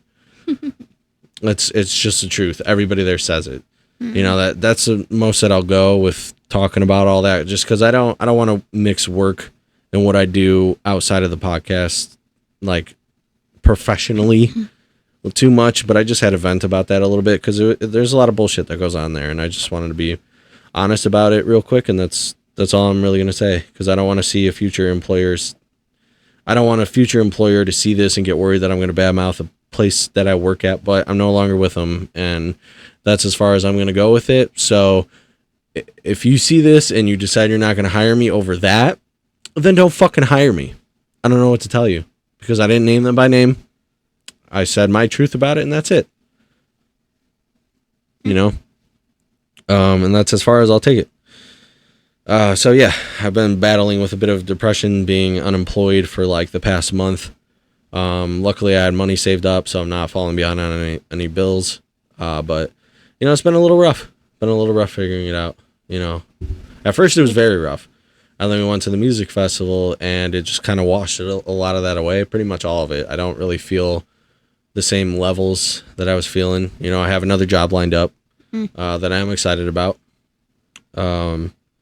So yeah, things are looking better, and they're gonna stay better. Yeah. You know. Yeah. So if anybody out there is struggling, if you got laid off, you got fired, and you're feeling really down on yourself, you're worried about what's coming, you know, don't torture yourself about it. You know, just realize it is what it is. Life happens. Money comes and goes. Jobs come and go. Everything in this life at the end of the day comes and goes. Even your own fucking life, dude. One day you're gonna die, and everything's gonna be gone, and you don't have to worry about shit anymore. It won't matter anymore. Yeah, exactly. So, you know, take it with a grain of salt, but you'll be okay. We'll all be okay, because we'll all be dead one day. Woo! Yeah. So yeah, man. I'm really glad. You know, at first I was really debating on not even going to the fest, because I didn't want to stress about money or be worrying about falling behind on bills and all this shit. But I'm so glad I went, because it was just a weight off my shoulders. Yeah. It was just what I needed. It was like pretty much a perfect weekend. Mm-hmm. Not the best time. So one thing another topic I wanted to start going on. What do you think it truly means to be a good parent?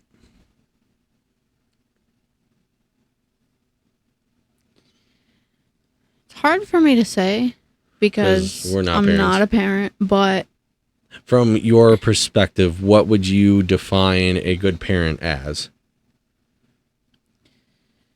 Do you want me to answer first, or you're just taking a second? I guess, I don't know. I don't have a lot of points of reference, but it's just more like a parent that's there for you no matter what, and like somebody you feel like you can talk to. Right. Even as a kid, even when you're a teenager or younger or whatever, if you feel like you need to talk to somebody, or you need somebody to be there for you or whatever, that person should be that person that you always rely on, is your parent. So I do agree. And the thing with a lot of parents is, like, it seems like they just try way too fucking hard sometimes to, like, control their kids. Like, Yeah. having kids isn't about having control over that person. Like, strict parents, stop it. You know, being really strict on your kid is not going to help them learn and grow, because we all fucking make mistakes. And yes, I don't think mistakes should ever be punished. I think actions and decisions with intent can deserve punishment to a certain extent. So, like, let's say, I don't want to use my own personal examples with my parents, just because I fucking adore my parents. I don't have any problems with them. But I'll just use a random example. If I had a kid and let's say he stole something, depending on the age that he is and depending on what he stole, like if he stole something from me, something small, like, I don't fucking know, like $5 out of my wallet, to me, that's a bigger deal. Yeah. Because he's digging in my wallet, he's looking through my shit, and he's stealing money from me. That would require a certain level of punishment. Mm-hmm. I wouldn't berate him I would sit him down and be like, look, why did you do that? Yeah. Why did you feel the need to take something from me, knowingly go through my wallet, snatch that bill out? Why? You could have even just asked. Right. You could always just talk to me. Mm-hmm. You know, now a lot of parents would immediately just get pissed off at that kid and just scream at him, or even worse, hit him.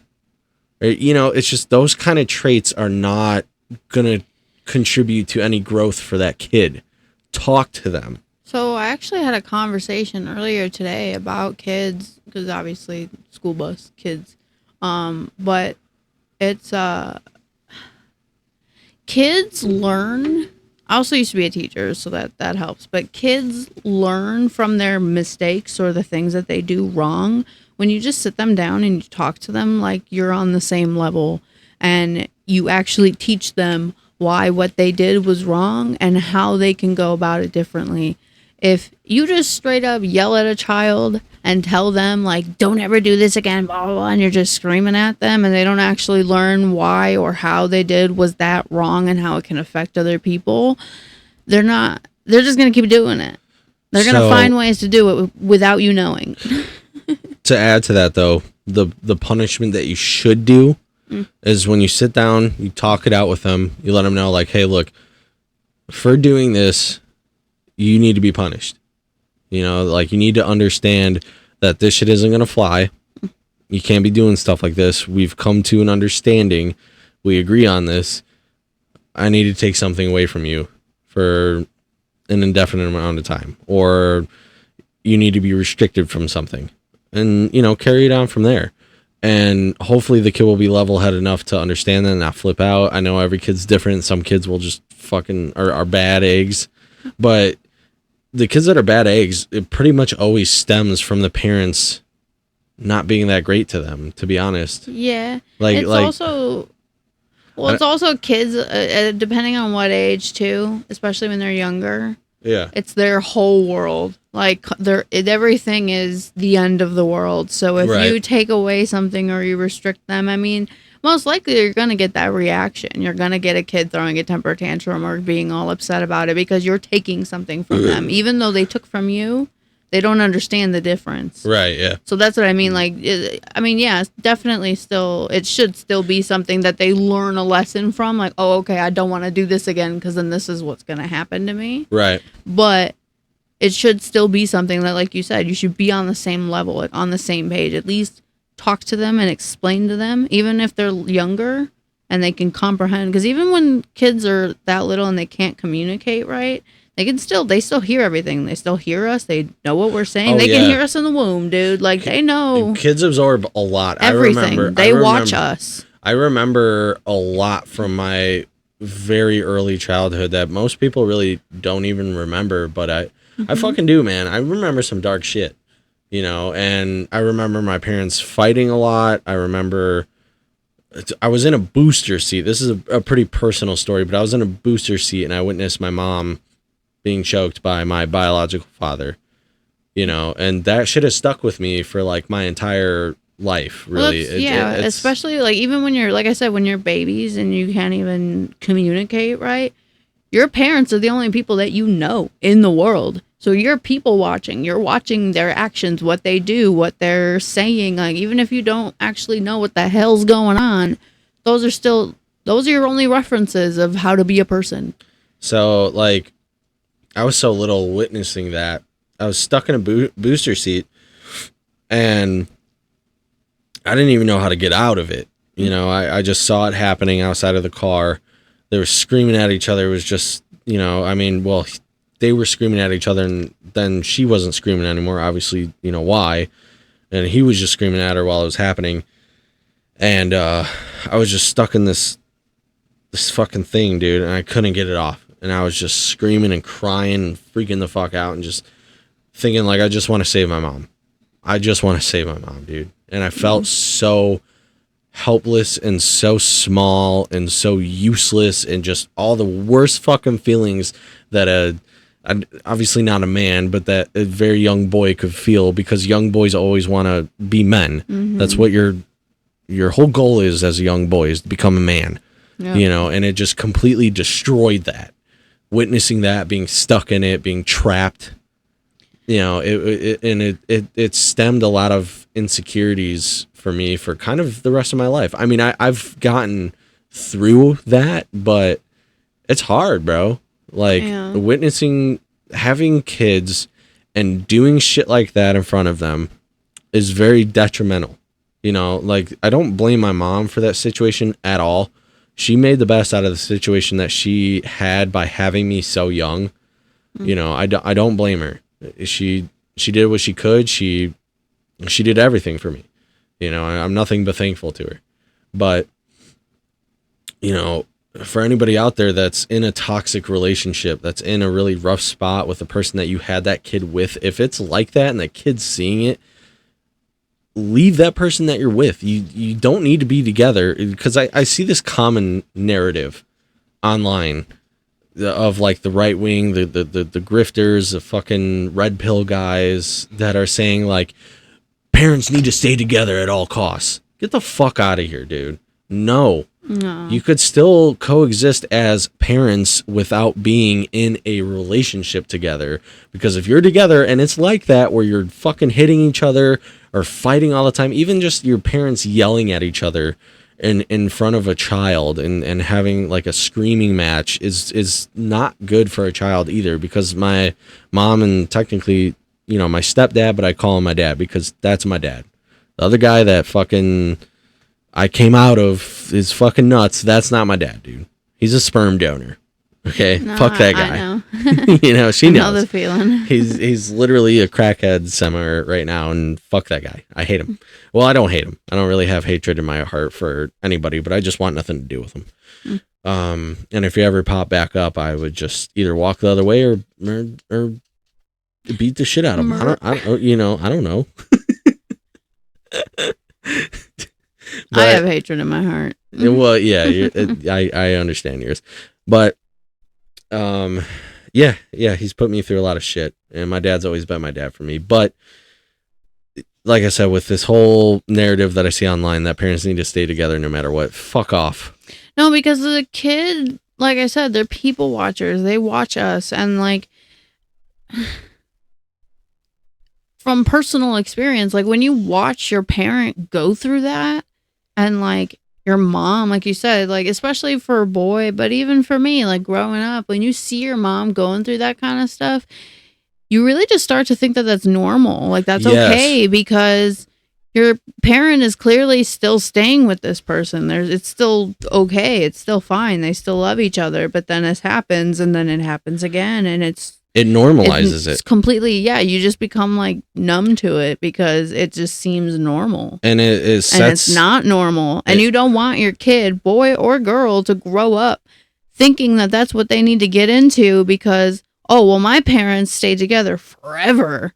They've been married for years. They stayed together after my dad would beat the shit out of my mom. So, from a girl's perspective with daddy issues like that. So if my boyfriend beats me, this is normal. This is normal. It means he loves me. When kids witness stuff like that from their parents, it sets a stage up for that child for the rest of their life. And their reality is going to reflect pretty much what they went through as a child. I see it happen all the fucking time, dude. People that don't been there, done that. Yeah, it happened with you until you met me. Yeah. It's okay. It happens. And if you're going through that right now, dude, if you need therapy, go find it. And if you're in a relationship where somebody's treating you that way, whether you're a man or a girl or a woman, get the fuck out, dude. And it sounds easier. I know it's easier said than done. There's so many people that are in toxic relationships that say that they want to get out, but then they just don't. It's usually out of fear. Yeah. Don't be afraid, because why would you prefer staying with somebody that's going to beat your ass every day over any little thing and you got to walk on eggshells? You're going to stay with that versus leaving out of fear that they're going to harm you for leaving. Or kill you or something. Like, I would rather live with a fear of the thought of somebody possibly coming to kill me to not have to deal with them anymore than to stay with somebody that is going to make my life a living hell every day. I would rather take that fear. Yeah. You know, but this is also coming from a man's perspective, so I can't really speak on a woman's behalf, but that's just a way that I perceive it, you know? Yeah, no, I mean, I guess it is harder from a woman's perspective. Like, at the end of the day, I know that I'm very strong. I know that if somebody were to ever put me in a position like that again, that I wouldn't stand for it. But it took years of me going through it to feel that way. Genuinely going through it and like dealing with men. You know, men are, like I said, I understand that I can be strong, but I'm only so strong. Like, look at me, I got noodle arms. Like, I know that if I were, he's never put his hands on me, and I know he never would, but like, he's a big man. If he really wanted to, he could overpower me. And I know that. I know that getting into relationships with men, you know? And so for women, it can be a little bit harder because sometimes a dude won't even let you leave the house. Yeah, but if he's gone somewhere, you could break out. Well, no, and I'm not saying that. It's like a Stockholm syndrome situation, but it's also comfortability. Maybe it's a situation where They have nowhere else to go. you have nowhere else to go, you know? Yeah. It's either this and have a bed, or it's live on the streets or in your car or some shit. So there's a lot of men out there that will pick women that have nowhere else to go just for that exact reason. And you know, I've seen it. I know people probably to this day that kind of do that same shit, and it's fucked. It's fucked. They literally pick the women that they know that they could control every aspect of their life, and there's not shit that they could do about it. I'm not friends with these people.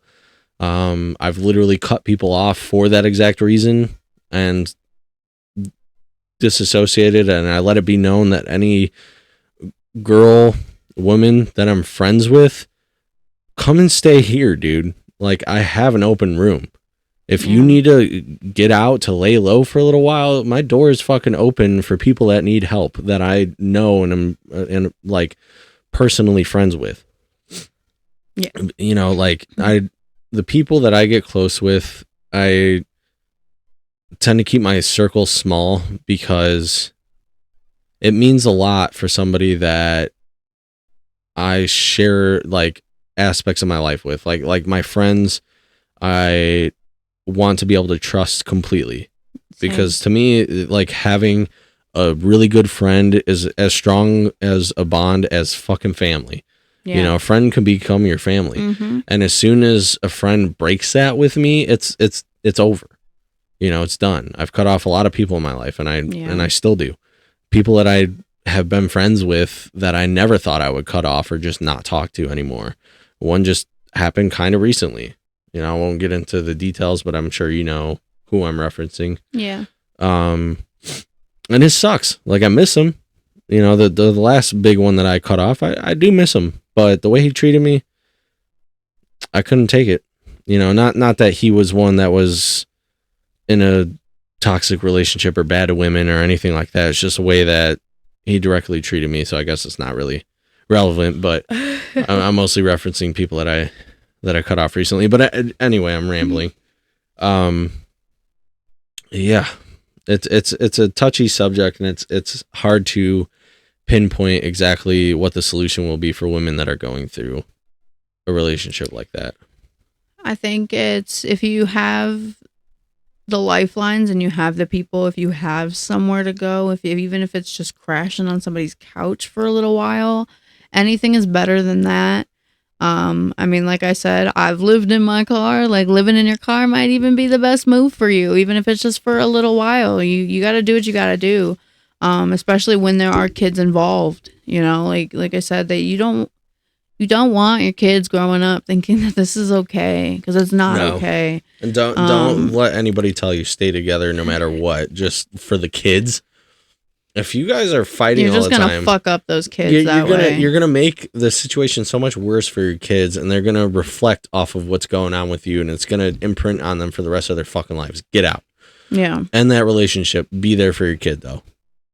Like, all of that shit with even my family, and I dealt with it. I'm in my 20s. I'm in my late 20s now, but It literally it takes a toll on Like, your kids into their adulthood. So if my mom and my sperm donor of a father lived by the standards that people are saying where parents should always stay together no matter what, I would not be who I am today. No. I wouldn't have had the same support from other members of my family, like my grandparents, my aunts and uncles. They would have all cut us out because he's a dog shit person. He was terrible, like literally a monster. And if they would have stayed together, I would have been put through hell. I probably would have been dead by now. I was gonna say if my parents, my original parents, my sperm donor of a father would have stayed together, same. I probably wouldn't be here. Exactly. Actually, I know I wouldn't be here. So hearing people spit out that fucking garbage of a narrative pisses me off because it is so far from the truth. Yeah. It is so fucking far. And I'm tired of seeing it because it's such a... It should be common sense. Right. And it's such a especially when, like I said, you're having kids, dude. You're in charge of another life. It's an incredibly immature and naive way to look at how fucking families should work. You know, it doesn't make sense. And it's fucking moronic. Stop saying that. Yeah. You know, I mean, people aren't going to stop grifting or stop following narratives of others and saying that stupid shit, but it makes me want to punch someone in the face. Because it don't make goddamn sense. Punch them in the throat so they stop talking. Right. And so, like, another thing that I want to have more on the podcast is conversations like that. Men's mental health, I want to start focusing on. I've had a lot of people ask me what the podcast is about when I go and tell them, and it's pretty random, to be honest. It's not really about any one particular topic, but we talk about festivals, and I want to make the focus being on more conversations like what we just had. And excuse me, and men's mental health, and honestly, mental health in general, even for women, because obviously my guest that I have on pretty much every episode is a woman. So I want to have more conversations around what the fuck's going on with like these gender issues these days, and how men can do better and be better, and how men need more support. Because I'm here for the men, by the way. Yeah, this whole fuck men movement needs to just die off, dude. Because like we're all fucked up, bro. Like everybody has their problems. To blame it all on one gender is just pushing the blame off, dude. Childish. Like I see, because I go on Twitter a lot, and I always see women quoting things that men have done. So the most recent thing that I've seen that I could think of an example of, there was a sports thing going on. I don't think it was actually the Olympics, but they made it look like it was or something. And it was of the cameraman showing all the women racers, and the cameraman was going down right on their asses to like show their butts in the fucking tight spandex. And somebody tweeted the video of it, and they were like, the cameraman knew what he was doing, and then this other woman quote tweeted it, and she was like, God, I just fucking hate men. I mean, I get that. The fuck men movement needs to stop. You're right. Like, it's just childish the way they're acting. But at the same time, like, that guy did know what he was doing. Yeah, but to sit there and just say, but I wouldn't, like, if that I were, you fucking hate all men over it. I'm not on Twitter, but like, say if I was and I saw that and I was gonna retweet it, it would not be a fuck men statement. It would be a like, dog. Like, come on, bro. Come on, bro. Like, okay, you knew what you were doing. You're supposed to be professional here, but right. It's not even that serious. But honestly, I wouldn't even repost that shit. They had nice asses, bro. Like, we're all going to be looking anyway, even if he didn't shoot it that way. Every dude that's watching is going to be like, oh, no matter what, every guy always checks out a girl's butt. Okay, I'm sorry. That's just fucking reality. That's just what we do. It's not always in a really creepy way, but I'm like, oh, she's got a nice ass. You do the same shit. It, yeah. So. We all do it, dude. Yeah. We're all out here just looking at butts, bro. Why? How can why? you not? How can you not, bro? Like literally. And the shit that they were wearing, they had nice asses, and it was out there. I'm gonna touch the butt. Right, it makes you know, obviously with consent. Let me grab that booty, but like, come on, bro. You know, it's just, God, I fucking hate all men, and it's like, calm down. Yeah, Calm down. It's not this. it's not all men, because there's women that be acting just the same way out They'll be there, acting so. slutty as fuck too, bro. Like, Yeah. come on, man. I just, I don't know, and a lot of problems. Women disagree with me. Go fuck yourselves, because I stand with the men. I really, honestly, am very grateful for men.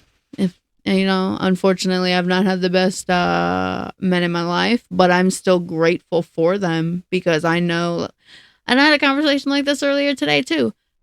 I'm actually very grateful for men, because I know there's a lot of shit that I don't want to do, and there's a lot of shit that I don't or can't do or don't know how to, that I'm grateful for men for that reason, you know? Well, perfect example. You shut your mouth. Fucking yesterday, she was like an hour away at a school that she's at to get her license to be a school bus driver.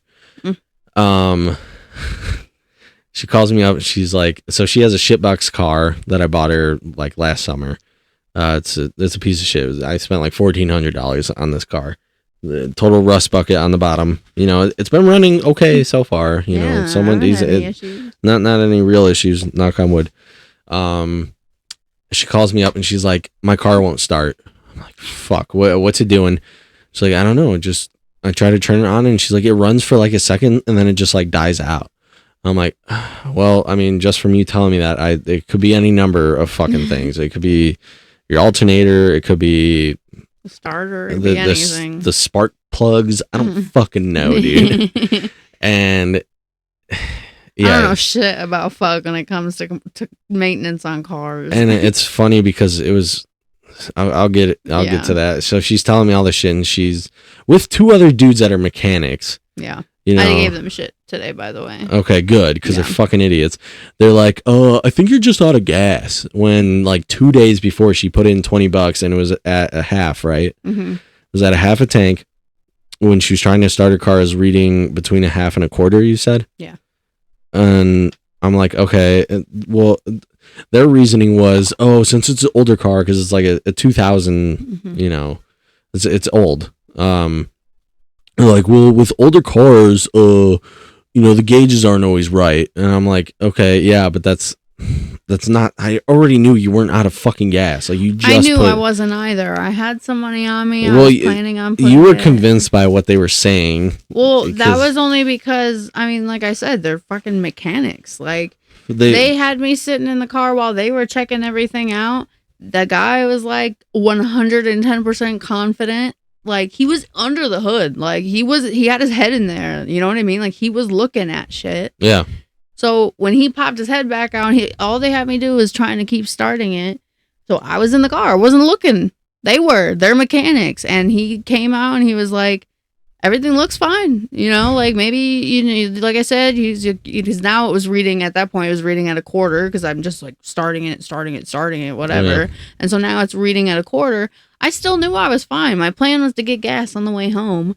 So I was like, even when he first told me, I was like, it can't be that, dude. Like, I know I'm fine. I'm gonna get gas on the way home. Like, there's no way I'm out of gas right now. I would have stopped this morning. So I drove an hour all the way out there. I stopped and got gas. I filled up like 3 gas canisters, because I'm like, well, I mean, it's what they're saying, so I'm just gonna assume that's probably the issue. I'm gonna try and throw some gas in there. If she is out, then the car will start up and she'll be able to just drive down the street and fill up her car.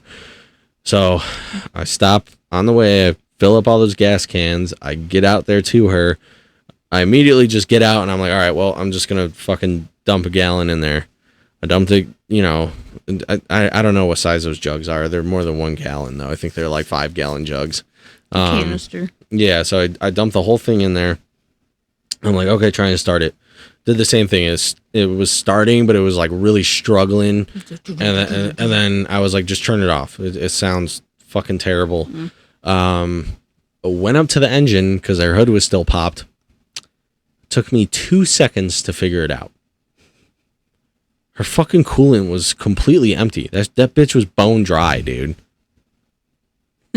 You know, I mean, she could have figured that out if she just herself would have fucking.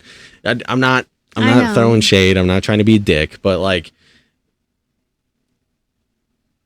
you should have just gone out and looked yourself. Just looked at the fluids, checked your oil, checked everything, and then be like, okay, we're good. Or, oh shit, my coolant's out. What do I do? You know, so I saw that and I was like, come on, dude. So I was like, well, do we have any water on us? I went in my car and I was digging around. I found like 3 bottles of water. She had some more water in her car. Like half a jug of water. Dumped all that in the radiator or in the reservoir for the coolant, filled it up with water, and we drove to a gas station. We were going to buy coolant there. Would have been $35 fucking though. Yeah. For a thing of coolant. I'm like, yeah, no, we're driving all the way home. And we're stopping at a fucking O'Reilly's to get that same shit for $15. Yeah, it was $12 $12 versus $35 Yeah. at that gas station. That's insane. Mm-hmm. So, yeah, dude, all that just because she didn't check her coolant. So, like I said, I'm grateful for men. Exactly. Because, and I even, you know, yeah, my best friend, she gave me shit about it too. She's like, I even know how to do that. And I was like, okay, I know how to do it. I just didn't. Okay. It was my fault. I get that. But at the same time, I have told him several times that I'm dumb when it comes to that stuff. Okay. I don't have the common sense. Okay. I just don't. And that is why I'm grateful for men, because, he has that common sense and he checks for me usually. It just happened to be a time that I did not check. No, it's okay. I don't blame you. It was just a funny story to show the example of like, yeah, no, maybe not fuck all men, because if it was just women here, dude, like, Not all men are like that. He didn't have, if honestly, if he were part of that fuck men situation, he didn't have to fucking drive all the way out there and come help me. right. I mean, we're together, so he kind of did, but like, he didn't have to. It was not a necessity. And I just got done mowing the fucking lawn, and it was really Sweaty hot and covered in out. grass. I had grass all over my fucking arms still. I smelled like shit. And I like was eating right when she called me, and I'm like, dude, I'm fucking unemployed right now. I hope it's nothing fucking serious. This couldn't be the worst timing. I was like kind of stressed out because her last job too, she was getting fucked over in hours, so she had to switch to this one. There just hasn't been any money coming in this house. No. Been spending through all my fucking savings just to fucking get by, and like just another thing thrown on top of it. I'm like, God fucking damn it. Yeah, I know. Shit on my big fat titties. I cried in my car. I felt so bad. I mean, and it was fine. The car's fine. It just has a little bit of a coolant leak or something. I don't know. The car it's a rust bucket. So I don't know. Oh God, I had the worst feeling that car was just done for. I was like, please, Jesus, I mean, I was worried about that too, but like we would have figured something out because now we work like 5 minutes away from each other. Yeah. So yeah. Yeah, that's nice. Yeah. But yeah, as far as men's mental health out there goes, I think it's really important for men these days to Speak up about your feelings, or it should be. yeah, express yourself a bit more. Don't hold yourself back so much. Like I have friends that are very reserved about their feelings or their problems, or you know, they just don't want to burden anybody because all men know everybody's going through some shit. But it helps to fucking talk it out, man. Mm-hmm. Like if you're really in your head about something and you need somebody to confide in, figure out who you could do that with and fucking do it. Like whether that be the partner that you're with or one of your close friends, like go and do it. You need that for yourself. Everybody needs it, bro. Yeah. Like, homie, I got you, dog. Tell me about your problems. I want to fucking figure it out with you. I want to help. Yep. You know, I help you, you help me, dog. You know, like that's all you need to do. That's why I try to always be an open channel for you. If you ever feel like you need to talk about something or Yeah. just vent about your day or whatever, And- just lay it on me. And doing that with your partner is one thing, but sometimes it's good for men to talk to men about their fucking issues Oh, too. yeah. No, that's And- why I don't have issues with you talking to Jeremy or Austin or whoever. Yeah, no, I fucking love those guys. Like Jeremy, Austin, Nick. Like I love that we could just open, like we talk on the phone while we work, and we'll talk about our fucking problems to each other all the time. We tell each other literally everything. Yeah. And having that support line has been like, it's been very, very good for my mental health to talk to my homies about the bullshit that goes on in my life, and we all just crack jokes about it, and we have moments where we're just like really fucking upset or pissed off, and we just talk it out with each other. When we help each other, we give each other advice, and you know, we are actively all living our own lives, but every day being kind of like a support line to each other, and it's been phenomenal. And being unemployed for this past month, I haven't really talked to them because I've just been sitting in the house. You know, like we just talk on the phone while we're working, so it's not like when you're just sitting there chilling, not doing shit.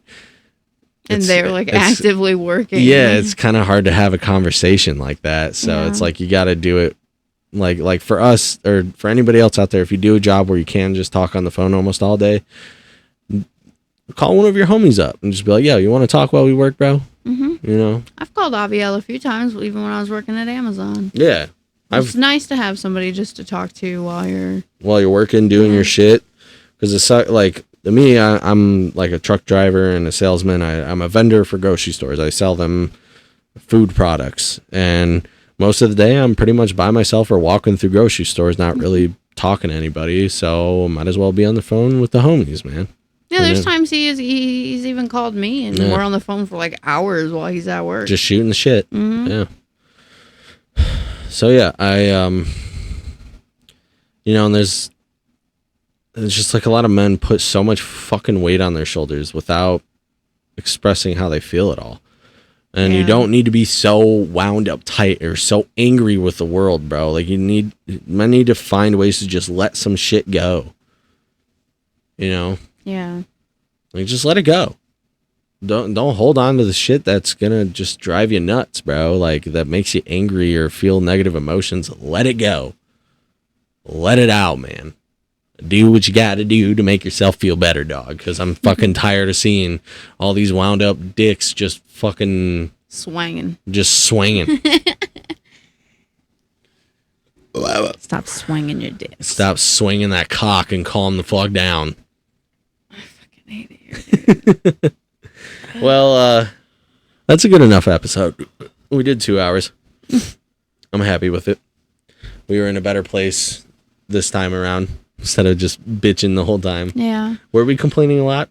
No. I don't think we're really complaining about much. There were some. So I was planning on uploading this episode tonight, but I might watch the second half of our last episode because there were some really good moments in there actually that I think I liked a lot. But just rewatching that first half, I'm like, dude, I'm so sick of it hearing this bitch about shit, dog. We were just very like complaining a lot. It was not a great time. Y'all wish me luck on getting my CDO. Oh, you got this. Getting a Class C is so easy. It's like literally 15 questions. No, it's not. For a Class C? For the actual test? Yeah. I have to take a general knowledge, school bus, and a passenger test. Oh, because I have to take 3 different tests. Because you got to get the endorsements. Mm-hmm. Yeah, the passenger endorsement. And the school bus endorsement, yeah. I have to get both of them. So I have to take 3 different tests. General knowledge is 30. I have to get 24 right to pass. And then the other 2 are 20. And I can only get 2 wrong. Okay. On both of those to pass. Yeah. So. Big tip of advice, you could skip questions. Yeah, but they come back to you. Yeah, they come back, but if you can only get 2 wrong, right? Yeah. It's better to, if you're on a question that you don't know the answer like that, skip it, go to the next I'll one come that you back know to for it. sure, because as soon as you get the 18 out of 20 right, the test is done. Yeah. It finishes.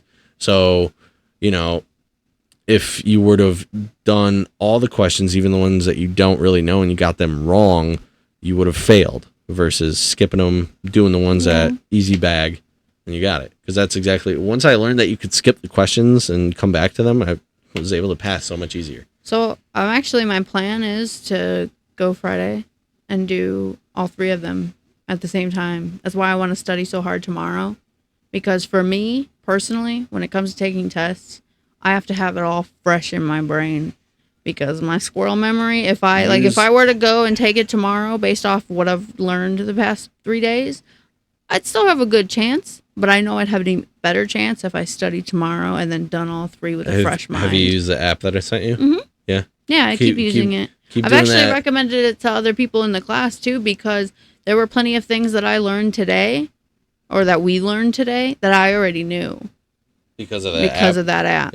Yeah. And it's just an easy way to just train the questions into your head and know exactly what the answers are. Yep. You just keep going through That's why when we were going through the practice tests in class, I already knew what the answers were, because I was already confident in my knowledge. So for anybody out there looking to get your CDL Prep is the name of the app. You just search it on the App Store. It's the one, the picture of the app has like... It's like a blue with a steering wheel in the middle of it. Yeah.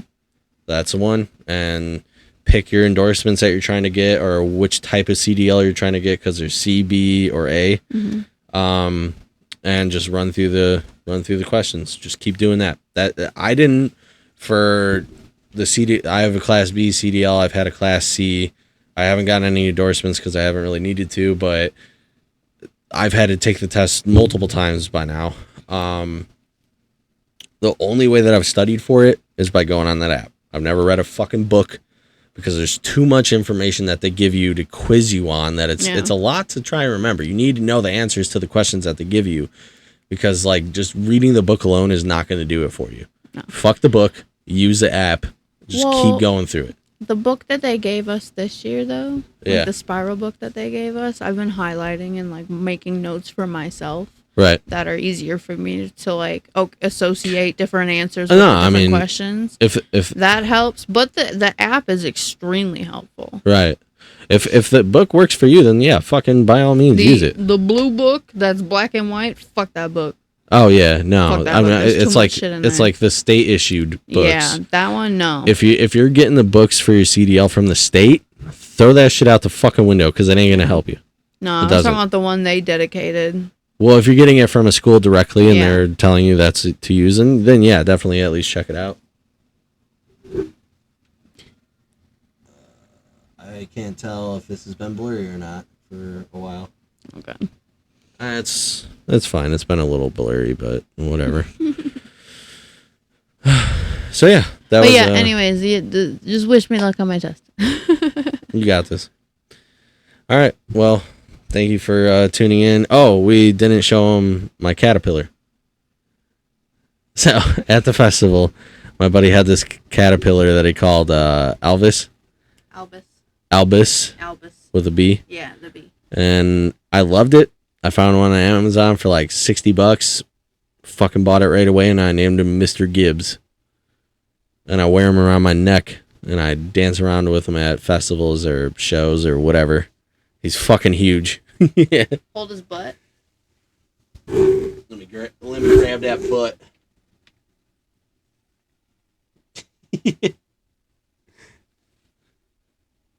Oh, bitch. So yeah, dude, that's this is my Mr. Gibbs. This is my boy, my dog. I remember his name by thinking of him as Gibby. Gibby. Just Gibby. Grown Gibby. Gibby. He's grown Gibby. Here, put Nicolas Cage in front of the... Yeah, just set him in front of the laptop like I had before. This is a pretty funny shot. We got Nick Cage and Mr. Gibbs. Just having a good time. Oh, Mr. Moo. Mr. Moo! Yeah, that's her Squishmallow. Just Just I don't want to say it, but it's my favorite. your Squishmallow. This is my favorite Oh, Squishmallow. that's easy to know, dude. Yeah. You don't even fuck around with any of the other ones anymore. He's always the one that you grab. Yeah. Like Shroomy. Shroomy. I still use Shroomy every night, though. It's when I turn over. Well, not every night, but when I turn over towards you, I use them. You don't grab them and bring them with you at all. It's only Mr. Moo. You have fucking Stitch, which that one's pretty cool. Yeah. And then... They're bed Flounder. decorations. Yeah, the Flounder. I have Flounder, And then you have a bunch under the bed. Yeah. Too many fucking Squishmallows, dude. I need more. No. I want one of the really, really big ones. I used to have one, but he got really dirty and we had to throw him away. So. Oh, yeah. Yeah, from that one. I bitch. want a new big Squishmallow.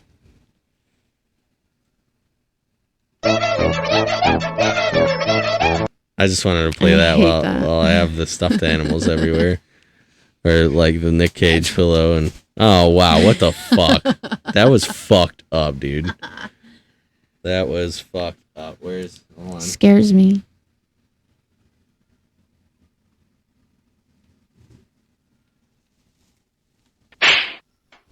The hell wrong with you? Oh. Okay, well. Wait. What? What are you doing to my Nick Cage, man? Leave Nick Cage alone! Leave Nick Cage alone! Okay. Oh, yeah, and he's in that new horror movie, too, Long Legs. I can't even see the fucking screen. I don't know. Oh, you gave him eyebrows? I gave him his red eyes. Oh. Demon eyes. The demon eyes. Mm. He is in a new horror movie that we didn't go see yet. No, we were supposed to, but we didn't. Yeah. I was going to talk about Deadpool and Wolverine, but I'll save that. I thought it was okay. There's not much of a plot to it. I loved it. It's just like the lack of plot or real story to it was very kind of detrimental to me. But seeing Hugh Jackman and Ryan Reynolds as those two characters was phenomenal. That's what made the movie. I love Wolverine and I love Deadpool. And all the other cameos. But yeah. Other than that, there wasn't really much substance to it. You know, it was just kind of them in the void. I loved it. Yeah, I mean, I loved parts of it. I loved what they did with a lot of it, but I just did not love the plot. So for me, I'll just give a quick review, 7 out of 10. That's what I would give it. It was a good time, but for the lack of story or plot to it, it just really took it down. 8.5. Don't stop with the 0.5s, either an 8 or 9. 9. Okay, I knew you were gonna go with 9. Yeah, she loved it, which is cool. You know, it was good. It was hilarious. I understand why, but I love Wolverine. He is my favorite. I will give it that. It was the funniest out of the 3. Yeah. It was definitely the funniest. There's a lot of really good humor in it, but yeah. Any good shows to watch? Mayor of Kingstown, for sure. We're on that shit right now, and it's pretty fire. Mm-hmm. I've not been able to stop watching it, to be honest. House of the Dragon still kind of is balls. It's just not. I mean, this episode 7 was decent, but you guys already know how I feel about it. I'm just not that invested in it. Didn't even watch it. I just watch it to have something to watch, to be honest. But it just doesn't grip me like Game of Thrones did. Yeah. You know, like none of the characters I really even care about. No, I don't give a fuck. If all of them were to die in an episode and they were to bring in a whole new cast of characters, I wouldn't even care. There's not a single character that I give a single shit about in the show. Like Rhaenyra sucks. She sucks ass. She's so boring and she just complains and she's not a leader, bro. Like she hasn't really done much. But whatever. I hate it. Yeah, that's episode 11. Thank you guys for being here. Thank you for watching. If you finished the episode or not, if you're even still here, I just want you to know a couple things before I go. Oh no. I love you. Hold on. I'll just pause. I'm never gonna leave you. I'm always gonna be here. The Dod Pod is always gonna go on, dude. I'm gonna keep going. I might not go as often as I want. I might not upload it as consistent as I keep saying that I want, but you know, I'm figuring it out and I'm going to keep getting better I'm gonna keep doing my thing, shaking my dick, having a good time. I still want you to know that I love you. I adore you. I hope you love me too. And you know, I really care, and I hope you care. Should all just love your lives and fucking be happy, dude. And just learn to appreciate what you have, what you got going on, dude. I love you, and I'm never gonna go away. I'm always gonna be here. Oh, okay. Goodbye now.